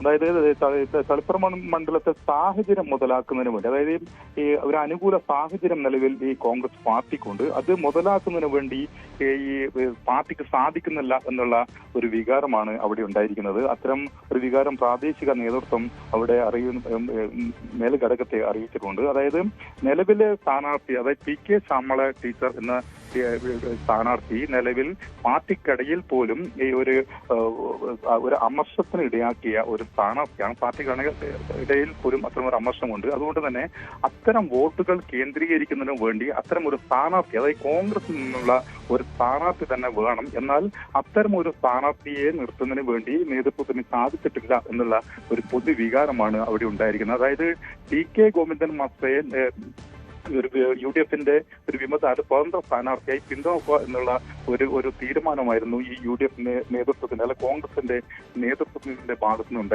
ഉണ്ടായത്. എന്നാൽ അത്തരം ഒരു നീക്കം അത് കോൺഗ്രസിന് ഗുണം ചെയ്യില്ല എന്നുള്ള ഒരു പൊതു വിലയിരുത്തലേക്ക് കോൺഗ്രസ് പാർട്ടി, അതിന് താഴെക്കടിയുള്ള പ്രവർത്തകരും നേതാക്കന്മാരും എത്തിയിരിക്കുന്നു. അതായത് ആദ്യം ശ്യാമള ടീച്ചർക്കെതിരെ ഉണ്ടായ ഒരു അമർഷം എന്നാൽ ഇപ്പോൾ ഇല്ല എന്നുള്ള ഒരു വിലയിരുത്തലിലേക്കാണ് അവിടെ പാർട്ടി എത്തിയിരിക്കുന്നത്. അതായത് TK ഗോവിന്ദൻ പാർട്ടിക്കെതിരെ വെല്ലുവിളിച്ച് 2 ദിവസം മുന്നേ വാർത്താസമ്മേളനം നടക്കുകയും പാർട്ടിയെ കടന്നാക്രമിക്കുകയും ചെയ്യുന്ന ഒരു രീതിയിലേക്ക് എത്തിയപ്പോൾ പാർട്ടി ഒറ്റക്കെട്ടായി അവിടെ പാർട്ടി സ്ഥാനാർത്ഥിയെ വിജയിപ്പിക്കുന്നതിന് വേണ്ടിയുള്ള പ്രവർത്തനത്തിൽ ഇപ്പോൾ സജീവമായി ഇരിക്കുന്നു എന്നുള്ള ഒരു വിലയിരുത്തൽ നേതാക്കന്മാരും പ്രാദേശിക നേതൃത്വം എത്തിയിരിക്കുന്നു. അതുകൊണ്ട് തന്നെ അത്തരം ഒരു സ്ഥാനാർത്ഥിയെ പിന്തുടരുക എന്നുള്ള കാര്യത്തിൽ അവർ ഒരു അമർഷം അതിൽ നിന്ന് രേഖപ്പെടുത്തുകയും ചെയ്യുന്നു. അതായത് അവർ പറയുന്ന മറ്റൊരു കാര്യം എന്ന് പറയുന്നത് അവിടുത്തെ റഷീദ്, അതായത് കഴിഞ്ഞ കാലങ്ങളിൽ അവിടെ MV ഗോവിന്ദൻ മാസ്റ്റർക്കെതിരെ മത്സരിച്ച UDF-ന്റെ സ്ഥാനാർത്ഥി അബ്ദുൾ റഷീദ് കഴിഞ്ഞ തവണ നമുക്കറിയാം ഗോവിന്ദൻ മാസ്റ്ററുടെ ഭൂരിപക്ഷം കുറയ്ക്കുന്നതിന് വേണ്ടി സ്ഥാപിച്ച ഒരു പ്രധാനപ്പെട്ട സ്ഥാനാർത്ഥിയായിരുന്നു. ആ സ്ഥാനാർത്ഥിയെ അവിടെ നിന്ന് മാറ്റി ധർമ്മടം മണ്ഡലത്തിലേക്ക് മാറ്റുന്നു. എന്താണ് ഇതുകൊണ്ട് അർത്ഥമാക്കുന്നത് എന്നാണ് ഇപ്പോൾ പ്രാദേശിക നേതൃത്വം ഈ മേൽഘടകത്തോട് ചോദിക്കുന്നത്. അതാണ് ഇപ്പോൾ നിലവിൽ അവിടെ അത്തരം ഒരു അസ്വരത്തിന് ഇടയാക്കിയ ഒരു കാര്യം എന്ന് പറയുന്നത്. അതിനിടയിൽ ഈ കെ സാമൽ ടീച്ചറുടെ ഈ വിജയം ഉറപ്പാക്കുന്നതിന് വേണ്ടിയിട്ടുള്ള സജീവമായിട്ടുള്ള ഇടപെടൽ പാർട്ടിയുടെ ഭാഗത്തും ഉണ്ടാകുന്നു. അതായത് നമുക്കറിയാം, ആദ്യഘട്ടത്തിൽ പി കെ സാമൽ ടീച്ചറുടെ സ്ഥാനാർത്ഥിത്വവുമായി ബന്ധപ്പെട്ടുകൊണ്ട് ഏറ്റവും കൂടുതൽ ആരോപണം നേരിട്ട ഒരു സ്ഥാനാർത്ഥിയായിരുന്നു പി കെ സാമൽ ടീച്ചർ. അതുകൊണ്ട് തന്നെ ഇപ്പോഴത്തെ ഈ സാഹചര്യത്തിൽ ടീച്ചറുടെ വിജയത്തിനപ്പുറത്ത് അവിടെ ഭൂരിപക്ഷം കൂട്ടുക എന്നുള്ള ഒരു ഉത്തരവാദിത്വം പാർട്ടിക്കുണ്ടാകുന്നു. അതുമായി ബന്ധപ്പെട്ടുകൊണ്ടുള്ള തീരുമാനങ്ങൾക്ക് പാർട്ടി പോകുന്നു. അതുകൊണ്ട് തന്നെ കനത്ത ജാഗ്രത ഈ മണ്ഡലത്തിൽ ഉണ്ടാകണമെന്ന് പറയുന്നു. പൊതു സ്വീകാരനായ ആളുകളെ, നേതാക്കന്മാരെ അവിടുത്തെ ചാർജ് ഏൽപ്പിച്ചുകൊണ്ട് നമുക്കറിയാം, പി ജയരാജൻ ഉൾപ്പെടെ എം പി ജയരാജൻ ഉൾപ്പെടെയുള്ള നേതാക്കന്മാരെ അവിടെ ചാർജ് നിശ്ചയിച്ചുകൊണ്ട് അവിടെ പ്രവർത്തനം നടത്തുന്നു. അങ്ങനെ ഏറ്റവും കൂടുതൽ ശ്രദ്ധ കേന്ദ്രീകരിക്കുന്ന ഒരു മണ്ഡലമായി തളിപ്പറമ്പ് മാറുന്നു എന്ന് വേണം പറയാൻ. അതായത് നമുക്കറിയാം, എം പി ഗോവിന്ദൻ CPM-ന്റെ സംസ്ഥാന സെക്രട്ടറിയാണ്. സംസ്ഥാന സെക്രട്ടറിയുടെ ഭാര്യ അവിടെ മത്സരിക്കുന്നു. മത്സരിച്ചു കഴിഞ്ഞാൽ ഉണ്ടാകുന്ന സ്വാഭാവികമായിട്ടുള്ള ഈ നമുക്കറിയാം ഭൂരിപക്ഷം കുറഞ്ഞാലുണ്ടാകുന്ന ഒരു പ്രശ്നം പാർട്ടിക്കിടയിൽ തന്നെ, പാർട്ടി അണികൾക്കിടയിൽ തന്നെ അവിടെ ഒരു ഇടയാക്കാൻ സാധ്യതയുണ്ട്. ഏതായാലും അത്തരം എല്ലാ ഇടപെടലുകളും, സാധ്യമായ എല്ലാ രീതികളിലും പാർട്ടി പ്രവർത്തകരുടെ ഇടപെടൽ അവിടെ വേണം എന്ന് പാർട്ടി നിർദ്ദേശം നൽകുന്നു. ഇന്ന് വൈകിട്ട് 4:30 അവിടെ ഈ മണ്ഡലം കൺവെൻഷൻ നടക്കുന്നത്. കാസർഗോഡ് ബസ് സ്റ്റാൻഡിൽ വെച്ചാണ് മണ്ഡലം കൺവെൻഷൻ നടക്കുക. മുതിർന്ന നേതാവ്, അതായത് CPM-ന്റെ സംസ്ഥാന സെക്രട്ടേറിയറ്റ് അംഗമായിട്ടുള്ള എം പി ജയരാജനാണ് ഈ മണ്ഡലം കൺവെൻഷൻ ഉദ്ഘാടനം ചെയ്യുന്നത്. ശരി, യെസ്, അതാണ് സുമേഷ് സൂചിപ്പിച്ചതാണ് സാഹചര്യം. എന്തായാലും വലിയ ജാഗ്രതയിലാണ് തളിപ്പറമ്പിൽ CPM എന്നതാണ്. എന്തായാലും അത് നിർണായകമാണ് അവിടുത്തെ നീക്കങ്ങൾ. A. വിജയരാഘവൻ ഇപ്പോൾ മാധ്യമങ്ങളെ കാണുകയാണ്. മലപ്പുറം രാഷ്ട്രീയത്തിൽ നിർണായക അന്തിമ തീരുമാനം എടുക്കേണ്ടതായിരുന്നു. അത് സംബന്ധിച്ചുള്ള പ്രാഥമിക ചർച്ചകളാണ് ഇപ്പോൾ നമ്മൾ ഇവിടെ നടത്തിയത്. സ്വാഭാവികമായിട്ടും ഇപ്പോൾ നമ്മൾ ഈ സ്ഥാനാർത്ഥികളെ പ്രഖ്യാപിച്ചതുമായി ബന്ധപ്പെടുത്തിക്കൊണ്ട് കേരളത്തിൽ രൂപപ്പെട്ടിട്ടുള്ള ഒരു ഇടതുപക്ഷ അനുകൂല അന്തരീക്ഷം, ഇടതുപക്ഷം വളരെ മികവാർന്ന തരത്തിലുള്ള അനുഭവ സമ്പത്തുള്ള ഒരു നേതൃത്വ നിരയെ കേരളത്തിലെ ഈ തെരഞ്ഞെടുപ്പിലെ സ്ഥാനാർത്ഥികളെ നിശ്ചയിക്കുകയും വലിയ സ്വീകാര്യതയോടുകൂടി ആ സ്ഥാനാർത്ഥികളെ കേരളീയ സമൂഹം അംഗീകരിക്കുകയും ചെയ്തിരിക്കുകയാണ് ഇപ്പോൾ. ആ ഒരു സന്ദർഭത്തിൽ UDF വലിയ തോതിൽ അവസരവാദപരമായ നിലപാടുകൾ സ്വീകരിച്ചതിനെ തുടർന്ന് അവർക്കുണ്ടായിട്ടുള്ള പ്രതിസന്ധികളുണ്ട്. സാധാരണ UDF-ൽ പ്രതിസന്ധി രൂപപ്പെടുന്ന കൂട്ടർ കോൺഗ്രസിലായിരിക്കും സാധാരണ ഒരു സ്ഥാനാർത്ഥി നിർണയം നടത്തിയാൽ അത് പ്രതിസന്ധിയായിട്ട് മാറും. എന്നാൽ ഇത്തവണത്തെ ഒരു പ്രത്യേകത, പാണക്കാട്ടിൽ നിന്ന് ഒരാൾ പ്രഖ്യാപിച്ചാൽ പിന്നെ അതിന് ചോദ്യം ചെയ്യപ്പെടില്ല എന്നുള്ള ഒരു സാഹചര്യം സാധാരണയായിട്ട് നമ്മൾ കേട്ടുപോരുന്ന ഒരു കാര്യമാണ്. അത് അത്ര സത്യമല്ല എന്നുള്ളത് നമുക്കെല്ലാം അറിയാം. പക്ഷേ കേട്ടുപോന്നിരുന്നൊരു കാര്യം അവിടുന്ന് ഒരു തീരുമാനം വന്നിരിക്കുന്നു, പിന്നെ അതിന്മേൽ ആർക്കും അഭിപ്രായ വ്യത്യാസമില്ല എന്നുള്ളതാണ്. പക്ഷെ ഇപ്പോൾ ഇത്തവണത്തെ ഒരു അനുഭവം എന്ന് പറഞ്ഞാൽ കോൺഗ്രസിൻ്റെ കൂടെ സുദീർഘമായ ഒരു പ്രവർത്തന സൗഹൃദത്തിലൂടെ കോൺഗ്രസിൻ്റെ ചില സൽഗുണങ്ങൾ സ്വാഭാവികമായിട്ടും ലീഗിലേക്ക് വരുമല്ലോ. അതുകൊണ്ട് കോൺഗ്രസിനെ പോലെ തന്നെയാണ് ലീഗും എന്ന് ബോധ്യപ്പെടുത്തുന്ന ചില ചലനങ്ങളും ഇത്തവണത്തെ മുസ്ലിം ലീഗിൻ്റെ സ്ഥാനാർത്ഥി പ്രഖ്യാപനത്തോടു കൂടി രൂപപ്പെട്ടിരിക്കുകയാണ്. ഇടതുപക്ഷത്തേക്ക് കൂടി ഗുണകരമാകുന്ന രീതിയിലേക്ക് മാറുമോ? അല്ല, അതിപ്പോൾ നമ്മൾ സൂക്ഷ്മതലത്തിൽ നമ്മളിത് പരിശോധിച്ചുകൊണ്ടിരിക്കുകയാണ്. നമ്മൾ മനസ്സിലാക്കേണ്ട ഒരു കാര്യം, ഈ UDF-ൽ രൂപം കൊണ്ടിട്ടുള്ള പ്രയാസങ്ങളും പ്രതിസന്ധികളും ഇപ്പോൾ ലീഗിൽ വ്യാപിച്ചതിനെ തുടർന്ന് അതിൻ്റെ അനുരണനങ്ങൾ ഉണ്ടാവും എന്നുള്ളത് നിസ്തർക്കമായ ഒരു കാര്യം.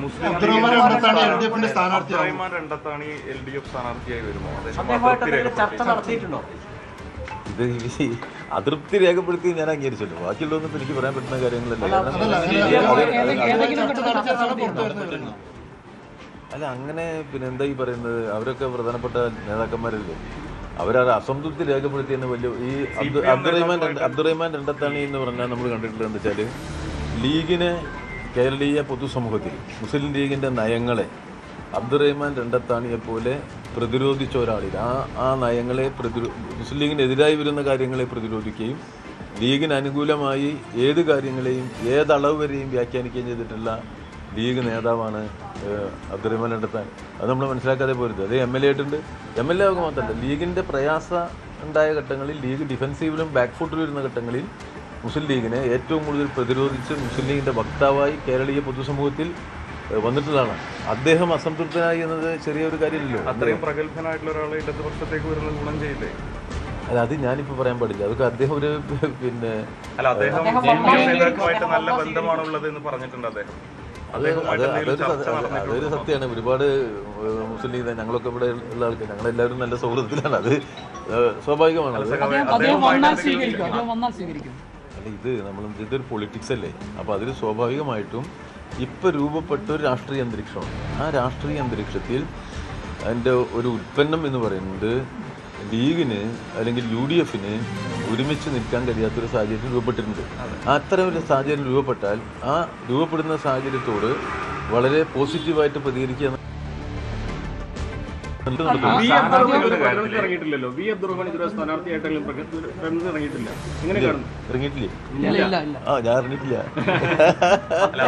ഫേസ്ബുക്കിൽ ഒരു പോസ്റ്റോ പ്രചാരണമോ ഒന്നും ആരംഭിച്ചില്ല. ഔദ്യോഗികമായിട്ട് പ്രഖ്യാപനം അതിലൊന്നും നിങ്ങൾ വിഷമിക്കണ്ട. ഈ വി അബ്ദുറഹിമാൻ ഈ തെരഞ്ഞെടുപ്പിൽ വളരെ സജീവമായിട്ട് നിങ്ങളുടെ മനസ്സിലിപ്പുണ്ടായ വിഷമമുണ്ടല്ലോ അത് പരിഹരിക്കുന്ന രൂപത്തിൽ സജീവമായിട്ട് നിങ്ങൾ പിന്നെ ഈ അബ്ദുറഹിമാൻ ഇല്ല എന്ന് നിങ്ങൾ പറഞ്ഞു. അദ്ദേഹം ഫേസ്ബുക്കിൽ കാണാനില്ല. പിന്നെ അങ്ങനെയല്ലേ നിങ്ങൾ കരുതുന്നത് പോലെയല്ല. നല്ല ഈ മലപ്പുറം ജില്ലയുടെ ചരിത്രത്തെ മാറ്റുന്ന തരത്തിൽ കുറേ കൂടി മെച്ചപ്പെട്ട കഴിഞ്ഞ തവണത്തേക്കാൾ മെച്ചപ്പെട്ടൊരു വിജയം ഇടതുപക്ഷത്തിന് ഉണ്ടാക്കാനാവുമ്പോൾ തന്നെ ഞങ്ങൾ കരുതുന്നതിന് വേണ്ടിയുള്ള കാര്യങ്ങളാണ് ഞങ്ങൾ പ്ലാൻ ചെയ്യുന്നത്. അത് സംബന്ധിച്ചുള്ള എല്ലാ ആലോചനകളിലെയും ഒരു പ്രധാനപ്പെട്ട ആളാണ് വി അബ്ദുറഹിമാൻ. ഇത്തരങ്ങൾ മനസ്സിലാക്കിയാൽ മതി. ഇപ്പോൾ അബ്ദുറഹിമാൻ എപ്പോഴും ഒരു വളരെ വേഗതയിൽ ചിന്തിക്കുകയും പ്രവർത്തിക്കുകയും ചെയ്യുന്ന ഒരു MLA മന്ത്രിയായിരുന്നു. അദ്ദേഹത്തിൻ്റെ വേഗത ഞങ്ങളുടെ പാർട്ടിക്ക് ഈ ജില്ലയിൽ വളരെ സഹായകരമാണ്. വി അബ്ദുറഹിമാൻ ഇടതുപക്ഷത്തോട് സഹകരിച്ചത് മലപ്പുറം ജില്ലയിൽ CPMന് ഇടതുപക്ഷത്തിനും പൊതുവായ മുന്നേറ്റത്തിനും സഹായകരമായിട്ടാണ്. ഇപ്പോൾ രൂപപ്പെട്ടു വന്ന പ്രശ്നങ്ങളിൽ ഈ കാര്യങ്ങളാകെ ഒന്ന് ഇടപെടാൻ അബ്ദുറഹിമാൻ ഞങ്ങളുമായിട്ട് സഹകരിച്ച് വളരെയേറെ കാര്യമായിട്ട് ഇടപെട്ടുകൊണ്ടിരിക്കുകയാണ്. അത്ര ഇപ്പോൾ മനസ്സിലാക്കിയാൽ മതി. ബാക്കി സ്വതന്ത്ര സ്ഥാനാർത്ഥി മത്സരിക്കാൻ സാധ്യതയുണ്ടെന്ന് കേൾക്കുന്നു. മങ്കടയിൽ അവിടെ ഒരു ഐക്യത്തിന്റെ സാധ്യത ഉണ്ടോ?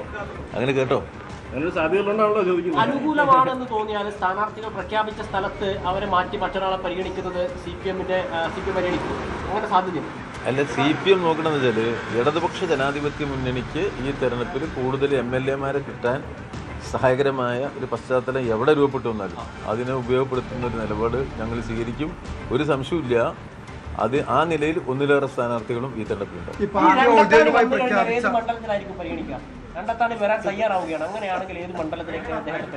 അങ്ങനെയൊക്കെ അഡ്വാൻസ് ആയിട്ട് ഒരു പത്രസമ്മേളനം നടത്തി പറയാൻ പറ്റും. അല്ല, അങ്ങനെ പറ്റുമോ? ഒരാൾ ഇങ്ങനെ എല്ലാ കാര്യവും നമ്മളൊരു നിങ്ങൾ വന്നു, നമ്മൾ സുഹൃത്തുക്കളാണ്, എല്ലാ കാര്യവും ചോദിച്ചിട്ട് ഇങ്ങനെ എന്നെ ബുദ്ധിമുട്ടിക്കരുത്.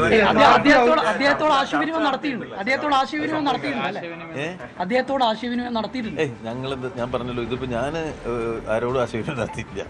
ഇതൊക്കെ ഇപ്പോൾ നമ്മൾ ഒരു കാര്യം ഞാൻ പറയുന്നുണ്ട്. ഈ ലീഗിൻ്റെ അല്ലെങ്കിൽ UDFൻ്റെ ജില്ലയിലെ പൊതു സ്ഥാനാർത്ഥി നിർണയത്തിൽ വന്നിട്ടുള്ള അസംതൃപ്തി ഉണ്ട്. ആ അസംതൃപ്തി സ്വാഭാവികമായിട്ടും ഞങ്ങളതിലേക്ക് സ്വാഭാവികമായിട്ടും അസംതൃപ്തി രൂപകൊള്ളുമ്പോൾ അത് ഇടതുപക്ഷത്തിന് അനുകൂലമാക്കാമോ എന്ന് നമ്മൾ പരിശോധിക്കില്ല. ആ പരിശോധന നടത്തുന്നു. പാർട്ടി സ്ഥാനാർത്ഥികളെ മാറ്റുന്ന ഒരു രീതി ഉണ്ടാവും. പ്രഖ്യാപിച്ച സ്ഥാനാർത്ഥികളെ മാറ്റുമോ? അത് രൂപപ്പെട്ടു വരുന്ന സാഹചര്യങ്ങൾക്ക് അനുസരിച്ചിരിക്കും. പാർട്ടി ഔദ്യോഗികമായി പ്രഖ്യാപിച്ച സ്ഥാനാർത്ഥി ഇപ്പോൾ തിരൂരിലാണോ താനൂരിലാണോ മത്സരിക്കുന്നതെന്ന് വ്യക്തമാകാത്തൊരു സാഹചര്യം ഉടലെടുക്കുകയാണ്. അപ്പോൾ അതിലൊരു വ്യക്തത വേണ്ടേ? അബ്ദുറഹ്മാൻ മത്സരിക്കാൻ തിരൂരാണോ താനൂരാണോ? പാർട്ടി പ്രഖ്യാപിച്ച ശേഷവും അതിൽ പ്രവർത്തകർക്കടക്കം ആശയക്കുഴപ്പത്തിലാണ്. അല്ല, ആർക്കും ഒരു ആശയക്കുഴപ്പം ഞങ്ങൾക്കില്ല. ഞങ്ങളെ സംബന്ധിച്ചിടത്തോളം ഒരു ആശയക്കുഴപ്പം ഈ സ്ഥാനാർത്ഥികളെ സംബന്ധിച്ചില്ല. സ്ഥാനാർത്ഥികളെ നമ്മൾ പ്രഖ്യാപിച്ചിട്ടുണ്ട്. ആ പ്രഖ്യാപിച്ചത് മത്സരിക്കാൻ വേണ്ടിയുള്ള സ്ഥാനാർത്ഥികളാണല്ലോ. ഇപ്പോൾ കുറേ പുതിയ സാഹചര്യങ്ങൾ രൂപപ്പെട്ടിട്ടുണ്ട്. ആ സാഹചര്യങ്ങൾക്കനുസരിച്ച് നമ്മുടെ നിലപാടുകളിൽ ചിലപ്പോൾ മാറ്റങ്ങൾ വരുന്നതിനെ കുറിച്ച് ഞങ്ങൾ ആലോചിക്കും. സ്ഥാനാർത്ഥികളുടെ പ്രഖ്യാപനം എപ്പോഴായിരിക്കും ഉണ്ടാവുന്നത്? തിരൂർ, കോട്ടക്കൽ, അത് എത്രയും വേഗം ഉണ്ടാവും.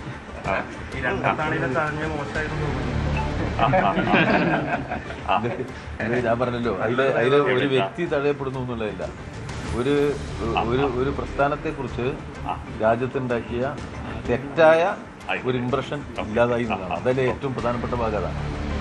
തെറ്റായ ഒരു ഇംപ്രഷൻ സൃഷ്ടിക്കപ്പെട്ടിട്ടുണ്ടായിരുന്നു. ഇതൊക്കെ ഒരു സാധാരണ ജനാധിപത്യപരമായ തീരുമാനങ്ങളുടെ പുറത്തെടുക്കുന്ന തീരുമാനങ്ങളാണെന്നും അതിന് ജനാധിപത്യപരമായ തീരുമാനങ്ങളെക്കാൾ മേന്മയുണ്ട് എന്നും സ്ഥാപിക്കപ്പെട്ടിട്ടുണ്ട്. ആ സ്ഥാപിക്കപ്പെട്ടത് ശരിയല്ല എന്ന് ഈ തെരഞ്ഞെടുപ്പിൽ ബോധ്യപ്പെടുന്നു. അവസരം കൊടുത്ത നല്ല ഇംപ്രഷൻ വരും എന്നുള്ളൊരടക്കം പറഞ്ഞിട്ടുണ്ട്. അവസരം കിട്ടും. അല്ല, അത് അതിപ്പോൾ നമ്മൾ ഈ രൂപപ്പെട്ടു വന്ന സാഹചര്യങ്ങളോട് എങ്ങനെ അതിൻ്റെ ഒരു പരിശോധന നടത്തിയിട്ട് എങ്ങനെ നമുക്ക് അനുകൂലമാക്കി മാറ്റാം. ഈ രണ്ടത്താണി അല്ലാതെ മറ്റെന്തെങ്കിലും വിസ്മയങ്ങൾ മലപ്പുറത്ത്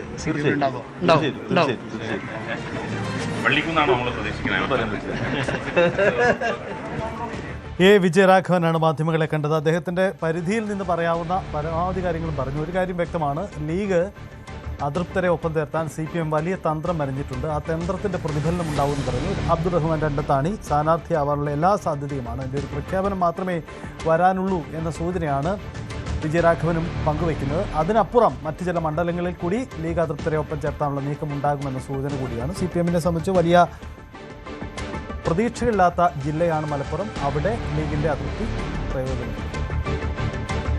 കുട്ടനാട്ടിൽ UDF വിമത ഭീഷണി ഉണ്ടാവുകയാണ്. DCC വൈസ് പ്രസിഡന്റ് സജി ജോസഫാണ് മത്സരിക്കാൻ ഇറങ്ങുന്നത്. കേരള കോൺഗ്രസിൽ നിന്ന് സീറ്റ് ഏറ്റെടുക്കണമെന്ന് കോൺഗ്രസിൽ നേരത്തെ തന്നെ ആവശ്യം ഉയർന്നിരുന്ന സ്ഥലമാണ് കുട്ടനാട്. കേരള കോൺഗ്രസ് കുട്ടനാട് പേയ്മെന്റ് സീറ്റാക്കിയെന്ന് കോൺഗ്രസ് ആക്ഷേപം ഉന്നയിക്കുകയും ചെയ്തു.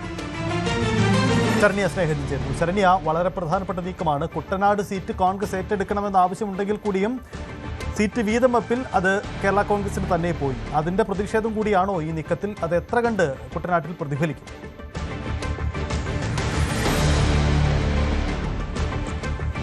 സജിത്ത്, കഴിഞ്ഞ ദിവസങ്ങളിൽ വലിയ പ്രതിഷേധമാണ് കുട്ടനാട്ടിലെ കോൺഗ്രസ് പ്രവർത്തകർ നടത്തിയത്. അവരെ പരസ്യ പ്രതിഷേധവുമായി AC റോഡിലൂടെ പ്രതിഷേധ ജാഥ നയിക്കുന്ന ഒരു സാഹചര്യമൊക്കെ ഉണ്ടായിരുന്നു. ആ ഒരു പശ്ചാത്തലം കൂടി, അതായത് കുട്ടനാട് സീറ്റ് ഇപ്പോൾ UDF-ൽ കേരള കോൺഗ്രസ് ജോസഫ് വിഭാഗത്തിനാണ് ഉള്ളത്. അത് മത്സരിക്കാനായി തീരുമാനിച്ചിരിക്കുന്നത് ആലപ്പുഴയിലെ വ്യവസായിയായ റെജി ചെറിയാനാണ്. ആ തുടക്കം ഈ തെരഞ്ഞെടുപ്പ് വരുന്നതിന്റെ തുടക്കത്തിൽ തന്നെ ഈ സീറ്റ് റെജി ചെറിയാൻ നൽകുന്നതുമായി ബന്ധപ്പെട്ട് വലിയ വിവാദങ്ങൾ ഉണ്ടായിരുന്നു. കാരണം കുട്ടനാട് സീറ്റ് പേയ്മെന്റ് സീറ്റാണ് എന്നുള്ള ആരോപണം കോൺഗ്രസ് പ്രവർത്തകർ ഉന്നയിക്കുകയും സീറ്റ് കോൺഗ്രസ് ഏറ്റെടുക്കണമെന്നുള്ള ആവശ്യം അവർ പറയുകയും ചെയ്തിരുന്നു. എന്നാൽ ഇപ്പോൾ UDF-ന്റെ സീറ്റ് വിഭജന ചർച്ചകൾ വന്നു. UDF സ്ഥാനാർത്ഥികളെ ആലപ്പുഴയിൽ 6 ഇടത്ത് പ്രഖ്യാപിച്ചിട്ടുണ്ട്. അതിൽ UDF-ന്റെ കുട്ടനാട് സീറ്റിൽ മത്സരിക്കുന്നത് ജോസഫ് വിഭാഗത്തിൽ നിന്നും റെജി ചെറിയാനാണ് മത്സരിക്കുന്നത്. അതിനെതിരെയാണ് ഇപ്പോൾ ഒരു വിമത സ്ഥാനാർത്ഥി വന്നിരിക്കുന്നത്. കോൺഗ്രസ് DCC സെക്രട്ടറി ആയിട്ടുള്ള ജോയിന്റ് സെക്രട്ടറി ആയിട്ടുള്ള ആളാണ് ഇപ്പോൾ മത്സരിക്കുന്നത്. സജി ജോസഫാണ്. അദ്ദേഹം നേരത്തെ ജില്ലാ പഞ്ചായത്തിലടക്കം കുട്ടനാട്ടിൽ നിന്ന് വിജയിച്ച ആളാണ്.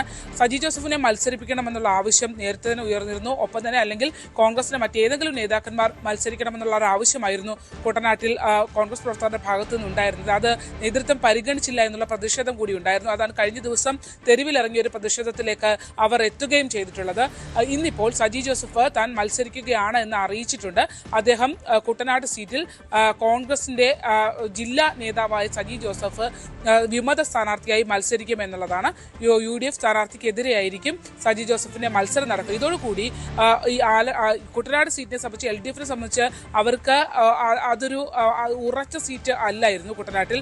കാരണം നേരത്തെ മത്സരിച്ച NCP ആണ് LDF-ൽ മത്സരിക്കുന്നത്. അതുകൊണ്ട് തന്നെ NCP-ക്കും വലിയ ഒരു അഭിപ്രായം ജനങ്ങളുടെ ഭാഗത്ത് നിന്ന് അവിടെ ഇല്ല എന്നുള്ളതാണ്. കാരണം തോമസ് ചാണ്ടിക്ക് ശേഷം വന്ന തോമസ് കെ തോമസ് അത്ര കണ്ട് മികവാർന്ന ഒരു MLA അല്ലായിരുന്നു എന്നുള്ളൊരു അഭിപ്രായം ജനങ്ങൾക്കിടയിൽ ഉണ്ടായിരുന്നു.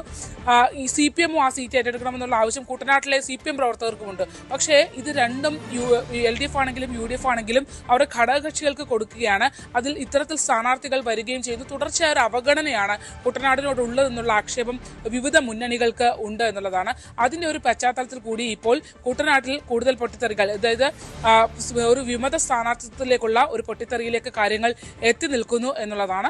അതോടൊപ്പം തന്നെ LDF-നകത്ത് പുറത്തേക്ക് പ്രത്യക്ഷത്തിൽ അഭിപ്രായ വ്യത്യാസങ്ങൾ ഇല്ലെങ്കിൽ പോലും CPM-നകത്തും LDF സ്ഥാനാർത്ഥിക്കെതിരെ കൃത്യമായി ഒരു എതിർ നീക്കം അല്ലെങ്കിൽ താല്പര്യമില്ലായ്മ ഉണ്ട് എന്നുള്ളത് പ്രകടമാണ്. എന്താണ് സാഹചര്യം? അതാണ് എന്തായാലും കുട്ടനാട് സീറ്റിനെ ചൊല്ലിയാണ് തർക്കം. UDF-ലെ തർക്കം പൊട്ടിത്തെറിയിലേക്കാണ്. വിമത ഭീഷണിയാണ് UDF-ന് അവിടെ ഉള്ളത്. DCC വൈസ് പ്രസിഡന്റ് തന്നെ സ്ഥാനാർത്ഥിത്വവുമായി രംഗത്ത്.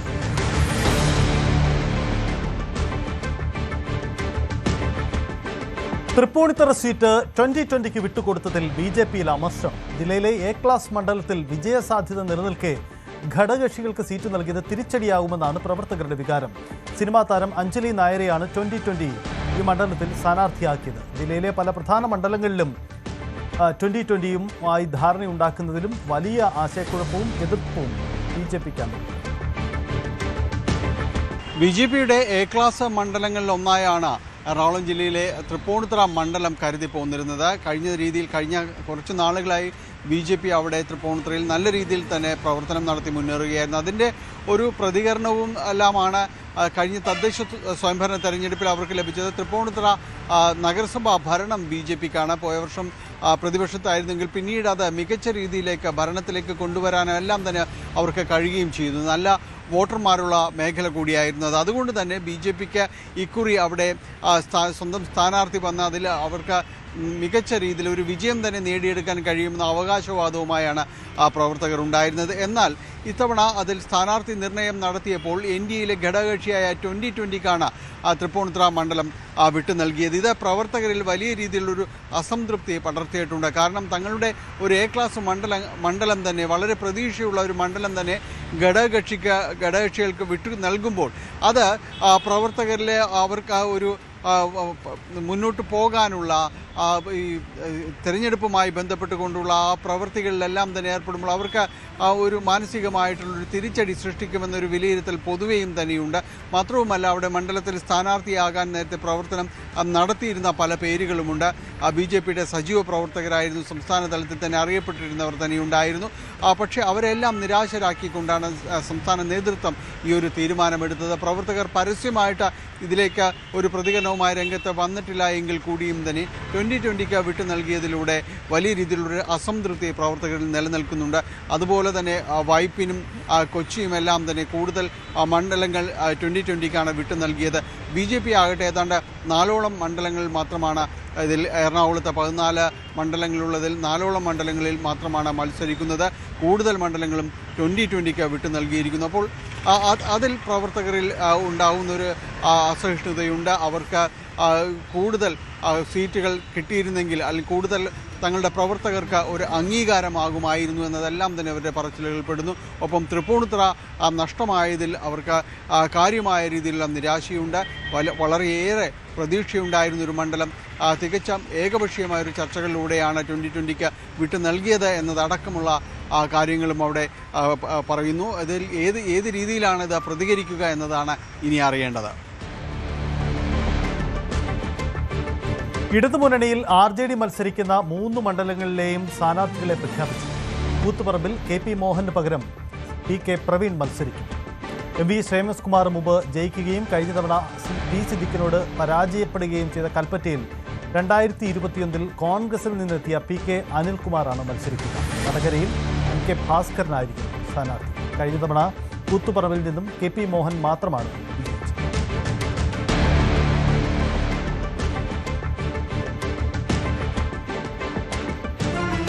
പത്തനംതിട്ട ജില്ലാ പഞ്ചായത്ത് അംഗവും കോൺഗ്രസ് നേതാവുമായ ശ്രീനാദേവി കുഞ്ഞമ്മയുടെ പേര് വോട്ടർ പട്ടികയിൽ നിന്നും നീക്കി. വ്യാജരേഖയുണ്ടാക്കിയാണ് റേഷൻ കാർഡിൽ പേര് ചേർത്തതെന്ന് കണ്ടെത്തിയതിനെ തുടർന്നാണ് ഈ നടപടി. അടൂർ RDOയാണ് നടപടി സ്വീകരിച്ചത്. ശശിനാരായണൻ ചേരുന്നുണ്ട്. ശശിനാരായണൻ, ഇത് വോട്ടർ പട്ടികയിൽ നിന്ന് പേര് നീക്കുന്നു എന്ന് പറയുമ്പോൾ അവരുടെ ജില്ലാ പഞ്ചായത്ത് അംഗത്വം തന്നെ പ്രതിസന്ധിയിലാവുന്ന സാഹചര്യം ഉണ്ടാക്കില്ല? സജിത്തെ, തീർച്ചയായും അത്തരത്തിൽ വരാൻ സാധ്യതയുണ്ട്. എന്തായാലും ഈ റേഷൻ കാർഡിൽ വ്യാജരേഖ ചമച്ചാണ് പേര് ചേർത്തിട്ടുള്ളത്. അതിന്റെ അടിസ്ഥാനത്തിൽ ആ മേൽവിലാസത്തിലാണ് വോട്ടർ പട്ടികയിലും പേര് ചേർത്തിട്ടുള്ളത്. എന്തായാലും ഇത് സംബന്ധിച്ച് തുവയൂർ സ്വദേശികളായ ഈ റേഷൻ കാർഡിന്റെ ആ പേര് ചേർത്ത മേൽവിലാസത്തിലുള്ള സ്ത്രീയുടെ ബന്ധുക്കളായ ആളുകൾ നൽകിയ പരാതിയെ തുടർന്നാണ് ഇപ്പോൾ ശ്രീനാദേവി കുഞ്ഞമ്മയുടെ പേര് ഇപ്പോൾ അന്വേഷണ വിധേയമായി കൃത്യമായി പരിശോധിച്ചതിന് ശേഷം RDOയുടെ നിർദ്ദേശത്തെ തുടർന്നാണ് ഇപ്പോൾ നടപടി ഉണ്ടായിരിക്കുന്നത്. എന്തായാലും ഈ വോട്ടർ ലിസ്റ്റിൽ നിന്നും പേര് നീക്കം ചെയ്യാനുള്ള നടപടി റദ്ദാക്കിയിരിക്കുന്നു എന്നുള്ളതാണ് ഇപ്പോൾ ലഭിക്കുന്ന വിവരം. എന്തായാലും ഇത് സംബന്ധിച്ച് കുറെ വിവാദങ്ങളും ഉണ്ടായിരുന്നു. ആദ്യഘട്ടത്തിൽ ഇത്തരത്തിൽ താൻ ഈ യശോദാമ്മയുടെ കാർഡുടമ യശോദാമ്മയുടെ ബന്ധുവാണ്, അതുകൊണ്ട് തനിക്കെതിരെ ഇവർ മനഃപൂർവ്വം ഉണ്ടാക്കുന്ന ചില കാര്യങ്ങളാണ് എന്ന് പരാതിയാണെന്നുള്ളതാണ് ശ്രീനാദേവി കുഞ്ഞമ്മ നേരത്തെ വ്യക്തമാക്കിയിരുന്നത്. പക്ഷെ അതിന്റെ എല്ലാം കൃത്യമായ തെളിവുകൾ ഈ പരാതിക്കാരായ ഈ യശോദാമ്മയുടെ പരാതിക്കാരായ ബന്ധുക്കൾ കൃത്യമായ തെളിവുകൾ സഹിതം ഹാജരാക്കിയിരുന്നു. അത്തരത്തിലൊരു പരിശോധന നടത്തിയിരുന്നു. അതിന്റെ അടിസ്ഥാനത്തിലാണ് ആദ്യഘട്ടത്തിൽ റേഷൻ കാർഡ് റദ്ദാക്കിയത്. അതിനുശേഷമാണ് ഇപ്പോൾ തുടർന്നുള്ള പരാതിയിന്മേലാണ് റേഷൻ കാർഡിൽ ചേർത്തിരിക്കുന്ന മേൽവിലാസത്തിലാണ് വോട്ടർ ലിസ്റ്റിൽ പേര് ചേർത്തിട്ടുള്ളത്. അതാണ് ഇപ്പോൾ റദ്ദാക്കിയിട്ടുള്ളത്. ശ്രീനാദേവി കുഞ്ഞമ്മയുടെ ജില്ലാ പഞ്ചായത്ത് അംഗം റദ്ദാക്കപ്പെടാൻ സാധ്യതയുണ്ട്. എന്തായാലും വോട്ടർ പട്ടികയിൽ നിന്ന് അവരുടെ പേര് നീക്കി. വോട്ടർ പട്ടികയിൽ പേരുള്ളവർക്കേ തെരഞ്ഞെടുപ്പിൽ മത്സരിക്കാൻ അനുമതിയുള്ളൂ. അതുകൊണ്ട് അവർ നിയമക്കുരുക്കിൽ പെടുകയാണ്. അവശേഷിക്കുന്ന നിയമസഭാ മണ്ഡലങ്ങളിലെ സ്ഥാനാർത്ഥികളെ കോൺഗ്രസ് ഉടൻ പ്രഖ്യാപിക്കുമെന്ന് ഷാഫി പറമ്പിലും പറയുന്നു. നിയമസഭയിൽ മത്സരിക്കണമെന്ന കാര്യം താൻ ഉന്നയിച്ചിട്ടില്ല. വ്യക്തിപരമായ ഇഷ്ടാനിഷ്ടങ്ങൾക്ക് പ്രസക്തിയില്ലെന്നും കെ സുധാകരൻ മത്സരിക്കണമോ എന്ന കാര്യത്തിൽ ഹൈക്കമാൻഡ് ഉടൻ തീരുമാനമെടുക്കുമെന്നും ഷാഫി പറമ്പിൽ ന്യൂസ് 8 പറഞ്ഞു. പാലക്കാട് രമേശ് പിഷാരടി വൻ വിജയം നേടുമെന്നുമായിരുന്നു അദ്ദേഹത്തിന്റെ. സ്ഥാനാർത്ഥി പ്രഖ്യാപനത്തിന് പിന്നാലെ സജീവമായി തെരഞ്ഞെടുപ്പ് പ്രചാരണ രംഗത്തെത്തിയിരിക്കുകയാണ് UDF സ്ഥാനാർത്ഥികൾ. പ്രത്യേകിച്ചും കോൺഗ്രസിന്റെ സ്ഥാനാർത്ഥികളെ ഇന്നലെയാണ് പ്രഖ്യാപിച്ചത്. പക്ഷേ ഇന്ന് തന്നെ വലിയ റോഡ് ഷോ അടക്കമുള്ളവ ക്രമീകരിച്ചാണ് തെരഞ്ഞെടുപ്പ് രംഗത്ത് മുന്നേറുന്നത്. ലേറ്റായി വന്നാലും ലേറ്റസ്റ്റ് എന്ന് പറഞ്ഞ പോലെ ആയിരിക്കും. കാത്തിരുന്ന സ്ഥാനാർത്ഥിയാണ്, കാത്തിരിക്കുന്ന വിജയമാണ്. ഈ കൊയിലാണ്ടി കേരളത്തിൽ ആഗ്രഹിക്കുന്ന മാറ്റത്തിന് കരുത്തു പകർന്ന് UDFനൊപ്പം നിൽക്കും. ഈ സ്ഥാനാർത്ഥി ഇവിടെ വരണമെന്ന് ആഗ്രഹിക്കുന്നത് UDF പ്രവർത്തകർ മാത്രമല്ല, ഇവിടുത്തെ ജനങ്ങളുടെ കൂടെ ആഗ്രഹമായിരുന്നു. അതാണ് ഇവിടെ നിറവേറിയിട്ടുള്ളത്. ഒരു സംശയവും വേണ്ട. UDF കേരളം തിരിച്ചു പിടിക്കുമ്പോൾ അതിലെണ്ണാൻ കൊയിലാണ്ടി ഉണ്ടാകും. അഡ്വക്കേറ്റ് കെ പ്രവീൺ കുമാർ നമ്മുടെ MLA ആകും. ഏറ്റവും അവസാനം കോൺഗ്രസിന് MLA ഉണ്ടായിരുന്ന മണ്ഡലങ്ങളിൽ ഒന്നാണ് 25 വർഷം മുമ്പ് അഡ്വക്കേറ്റ് P ശങ്കരനായിരുന്നു കൊയിലാണ്ടിയിൽ നിന്നും ജയിച്ചത്. അതിനുശേഷം 4 നൂറ്റാണ്ടിന്റെ കടം ഞങ്ങൾ നികത്തും, അത് വീട്ടും, ജനങ്ങൾ വീട്ടും. അവരാണല്ലോ കരുത്ത്. ജനങ്ങളുടെ ആഗ്രഹം ആ കടം വീട്ടണമെന്ന. ഇത്തവണ കോഴിക്കോട് നിന്ന് ചരിത്ര വിജയം UDFനുണ്ടാവും, കോൺഗ്രസിനുണ്ടാവും. താങ്കളൊരു KPCC വർക്കിംഗ് പ്രസിഡന്റ് എന്ന രീതിയിലും ഏറ്റവും തലവേദന കുറഞ്ഞ ജില്ലയിൽ ഒന്നാണ് കോഴിക്കോട് അല്ലേ? സ്ഥാനാർത്ഥി നിർണയത്തിന് ശേഷം ഒരു അലോസരവും ഉണ്ടായില്ല, സ്ഥാനമോഹികളുണ്ടായില്ല. അങ്ങനെയാണെങ്കിൽ KPCCക്ക് ഒരു വലിയ സന്തോഷം തരുന്ന ജില്ലയല്ലേ കോഴിക്കോട്? യോഗ്യരായ ഒരുപാട് ആളുകൾ ഉണ്ടായിട്ടുണ്ട്. ഇപ്പം പ്രഖ്യാപിച്ച സ്ഥാനാർത്ഥികളും അവരെ പോലെ തന്നെ യോഗ്യരായിട്ടുള്ള ഒരുപാട് ആളുകൾ ഉണ്ടായിട്ടുണ്ട്. പക്ഷെ പാർട്ടിയുടെ മുന്നണിയുടെ വിജയത്തിന് വേണ്ടി തെരഞ്ഞെടുത്ത സ്ഥാനാർത്ഥികൾക്കൊപ്പം, ഏറ്റവും യോഗ്യരായി തെരഞ്ഞെടുക്കപ്പെട്ട സ്ഥാനാർത്ഥികൾക്കൊപ്പം അവരുമുണ്ട്, ജനങ്ങളുമുണ്ട്. തീർച്ചയായിട്ടും ആ ഒരു ഐക്യവും അന്തരീക്ഷവും നിലനിർത്തുന്നതിന് UDFന്റെ നേതൃത്വത്തോട്, പ്രവർത്തകരോട്, അതിന് ഞങ്ങൾക്ക് കരുത്തു പകരുന്ന ജനങ്ങളോടും നന്ദി അറിയിക്കുന്നു. ജനങ്ങൾക്കൊപ്പം നിന്ന് തന്നെ കഠിനാധ്വാനം ചെയ്ത് നല്ല റിസൾട്ട് ഉണ്ടാക്കും. അല്ല, കോഴിക്കോടല്ല അതിൽ ഏറ്റവും കൃത്യമായ ഒരു സ്ഥാനാർത്ഥി നിർണയവും ഒരു അലോസരവും ഇതുവരെ ഇവിടെ ഉണ്ടായില്ല. കോഴിക്കോട്ട് അതിൽ സ്ഥാനാർത്ഥി നിർണയത്തിൽ മാത്രമായിരിക്കില്ല, UDFനെ അധികാരത്തിൽ കൊണ്ടുവരുന്നതിലും മുഖ്യമായ സ്ഥാനം കോഴിക്കോടിനുണ്ടായിരിക്കും. എഴുതി വെച്ചോളൂ. ഈ ബാക്കി സീറ്റുകളിലെ ചർച്ചകളൊക്കെ അവസാന ഘട്ടത്തിൽ അത് ഇന്നിപ്പോ അവിടെ നടന്നുകൊണ്ടിരിക്കുകയാണ് ഡൽഹിയിൽ. ഇന്ന് അതിന്റെ ബാക്കി കാര്യങ്ങളൊക്കെ അന്തിമ തീരുമാനത്തിലേക്ക് എത്തും. കെ സുധാകരന്റെ കാര്യത്തിൽ ചർച്ചകൾ പാർട്ടി തീരുമാനം എടുക്കും. MP-മാർ മത്സരരംഗത്ത് ഉണ്ടാകുമോ ആരെങ്കിലും? അല്ല, അങ്ങനെ അതിന്റെ അന്തിമ തീരുമാനം പാർട്ടി പ്രഖ്യാപിക്കും. കുടുംബത്തിൽ നിന്നും മറ്റൊരാൾക്ക് സീറ്റ് പാർട്ടിയോട് ആവശ്യപ്പെട്ടിട്ടില്ലെന്ന് ഉമ്മൻചാണ്ടിയുടെ ഭാര്യ മറിയാമ്മ ഉമ്മൻ.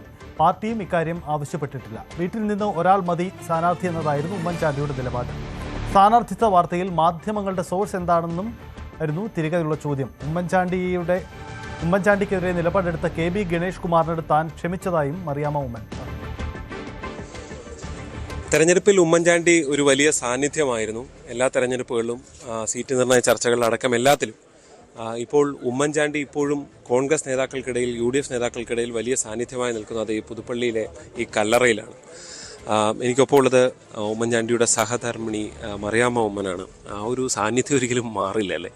ഇവിടെ നിറസാന്നിധ്യം ഉണ്ടല്ലോ ഉമ്മൻചാണ്ടിയുടെ, തീർച്ചയായിട്ടും ഉണ്ട്. അനുഗ്രഹം തേടി ഓരോ പ്രവർത്തകരും അല്ലെ ഓരോ കാൻഡിഡേറ്റ്സും ഇവിടെയാണ് എത്തുന്നത്. ഞാനും അങ്ങനെ പ്രാർത്ഥിക്കാറുണ്ട്. ഇവിടെ വരുന്ന എല്ലാവരുടെയും പ്രാർത്ഥനയെ അംഗീകരിക്കണേ ദൈവമേ.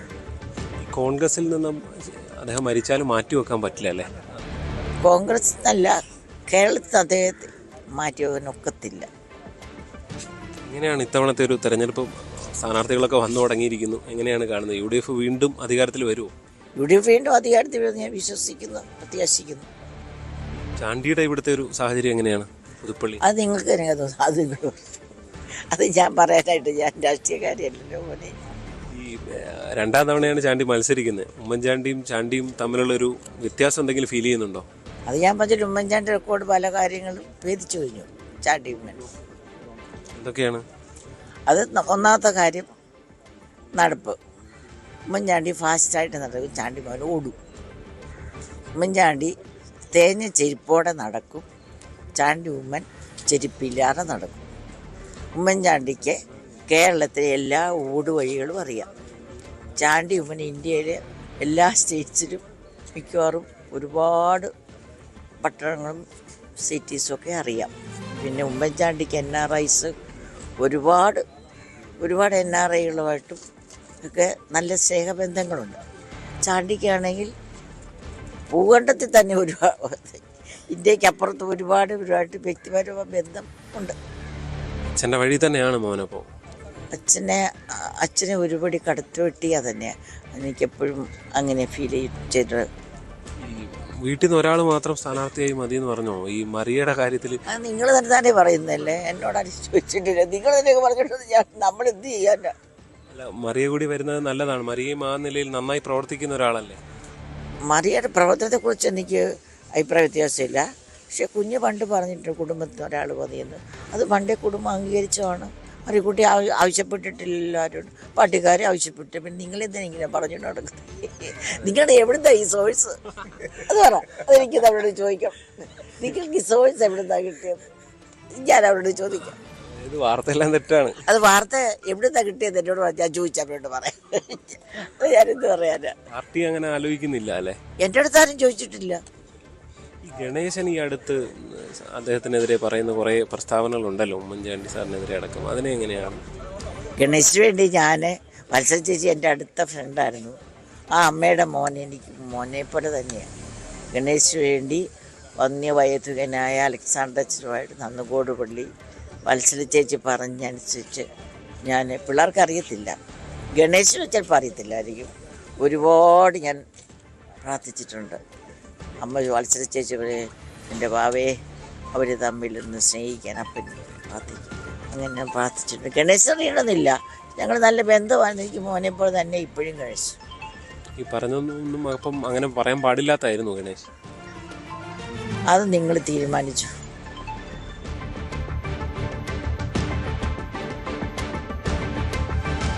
പിട്ടാപ്പള്ളി ഏജൻസീസിന്റെ 86ാം ഷോറൂം കാഞ്ഞിരപ്പള്ളിയിൽ പ്രവർത്തനം ആരംഭിച്ചു. കാഞ്ഞിരപ്പള്ളി ഗ്രാമപഞ്ചായത്ത് പ്രസിഡന്റ് സുനി പാട്ടാലയാണ് ഉദ്ഘാടനം നിർവഹിച്ചത്. സമ്മർ കൂൾ ഫെസ്റ്റിന്റെ ഭാഗമായി നിരവധി ഡിസ്കൗണ്ട് ഓഫറുകളോടെയാണ് ഷോറൂം പ്രവർത്തനം ആരംഭിച്ചത്. പ്രമുഖ ബ്രാൻഡുകൾക്ക് 60% വരെ വിലക്കുറവുണ്ട്. SBI ക്രെഡിറ്റ് കാർഡിലൂടെ 9,000 രൂപ വരെ instant discount, no cost EMI സൗകര്യം, 21,000 രൂപ വരെ ക്യാഷ് ബാക്ക് ഓഫറുകൾ, മികച്ച എക്സ്ചേഞ്ച് ഓഫറുകൾ, ഓരോ പർച്ചേസിനുമൊപ്പം ഉറപ്പായ സമ്മാനങ്ങൾ എന്നിവ ഇതിന് ഉദാഹരണമാണ്. ഷോറൂം സന്ദർശിക്കുന്നവർക്ക് വിസിറ്റ് ആൻഡ് വിൻ ഓഫറിന്റെ ഭാഗമായി ഒരു LED TV നേടാനുള്ള അവസരവും സമ്മർ ഫെസ്റ്റിന്റെ പ്രധാന ആകർഷണമാണ്. ശനിയാഴ്ചകളിൽ സ്പെഷ്യൽ എക്സ്ക്ലൂസീവ് ഡീലുകളും ലഭിക്കും. പിട്ടാപ്പള്ളിയിൽ 17 പരം ബ്രാൻഡുകളുടെ 300 പരം മോഡലുകൾ ലഭ്യമാണ്. സമ്മർ കൂൾ ഫെസ്റ്റിന്റെ ഭാഗമായി ഫാനുകൾക്കും എയർ കൂളറുകൾക്കും പ്രത്യേക ഓഫറുകളും.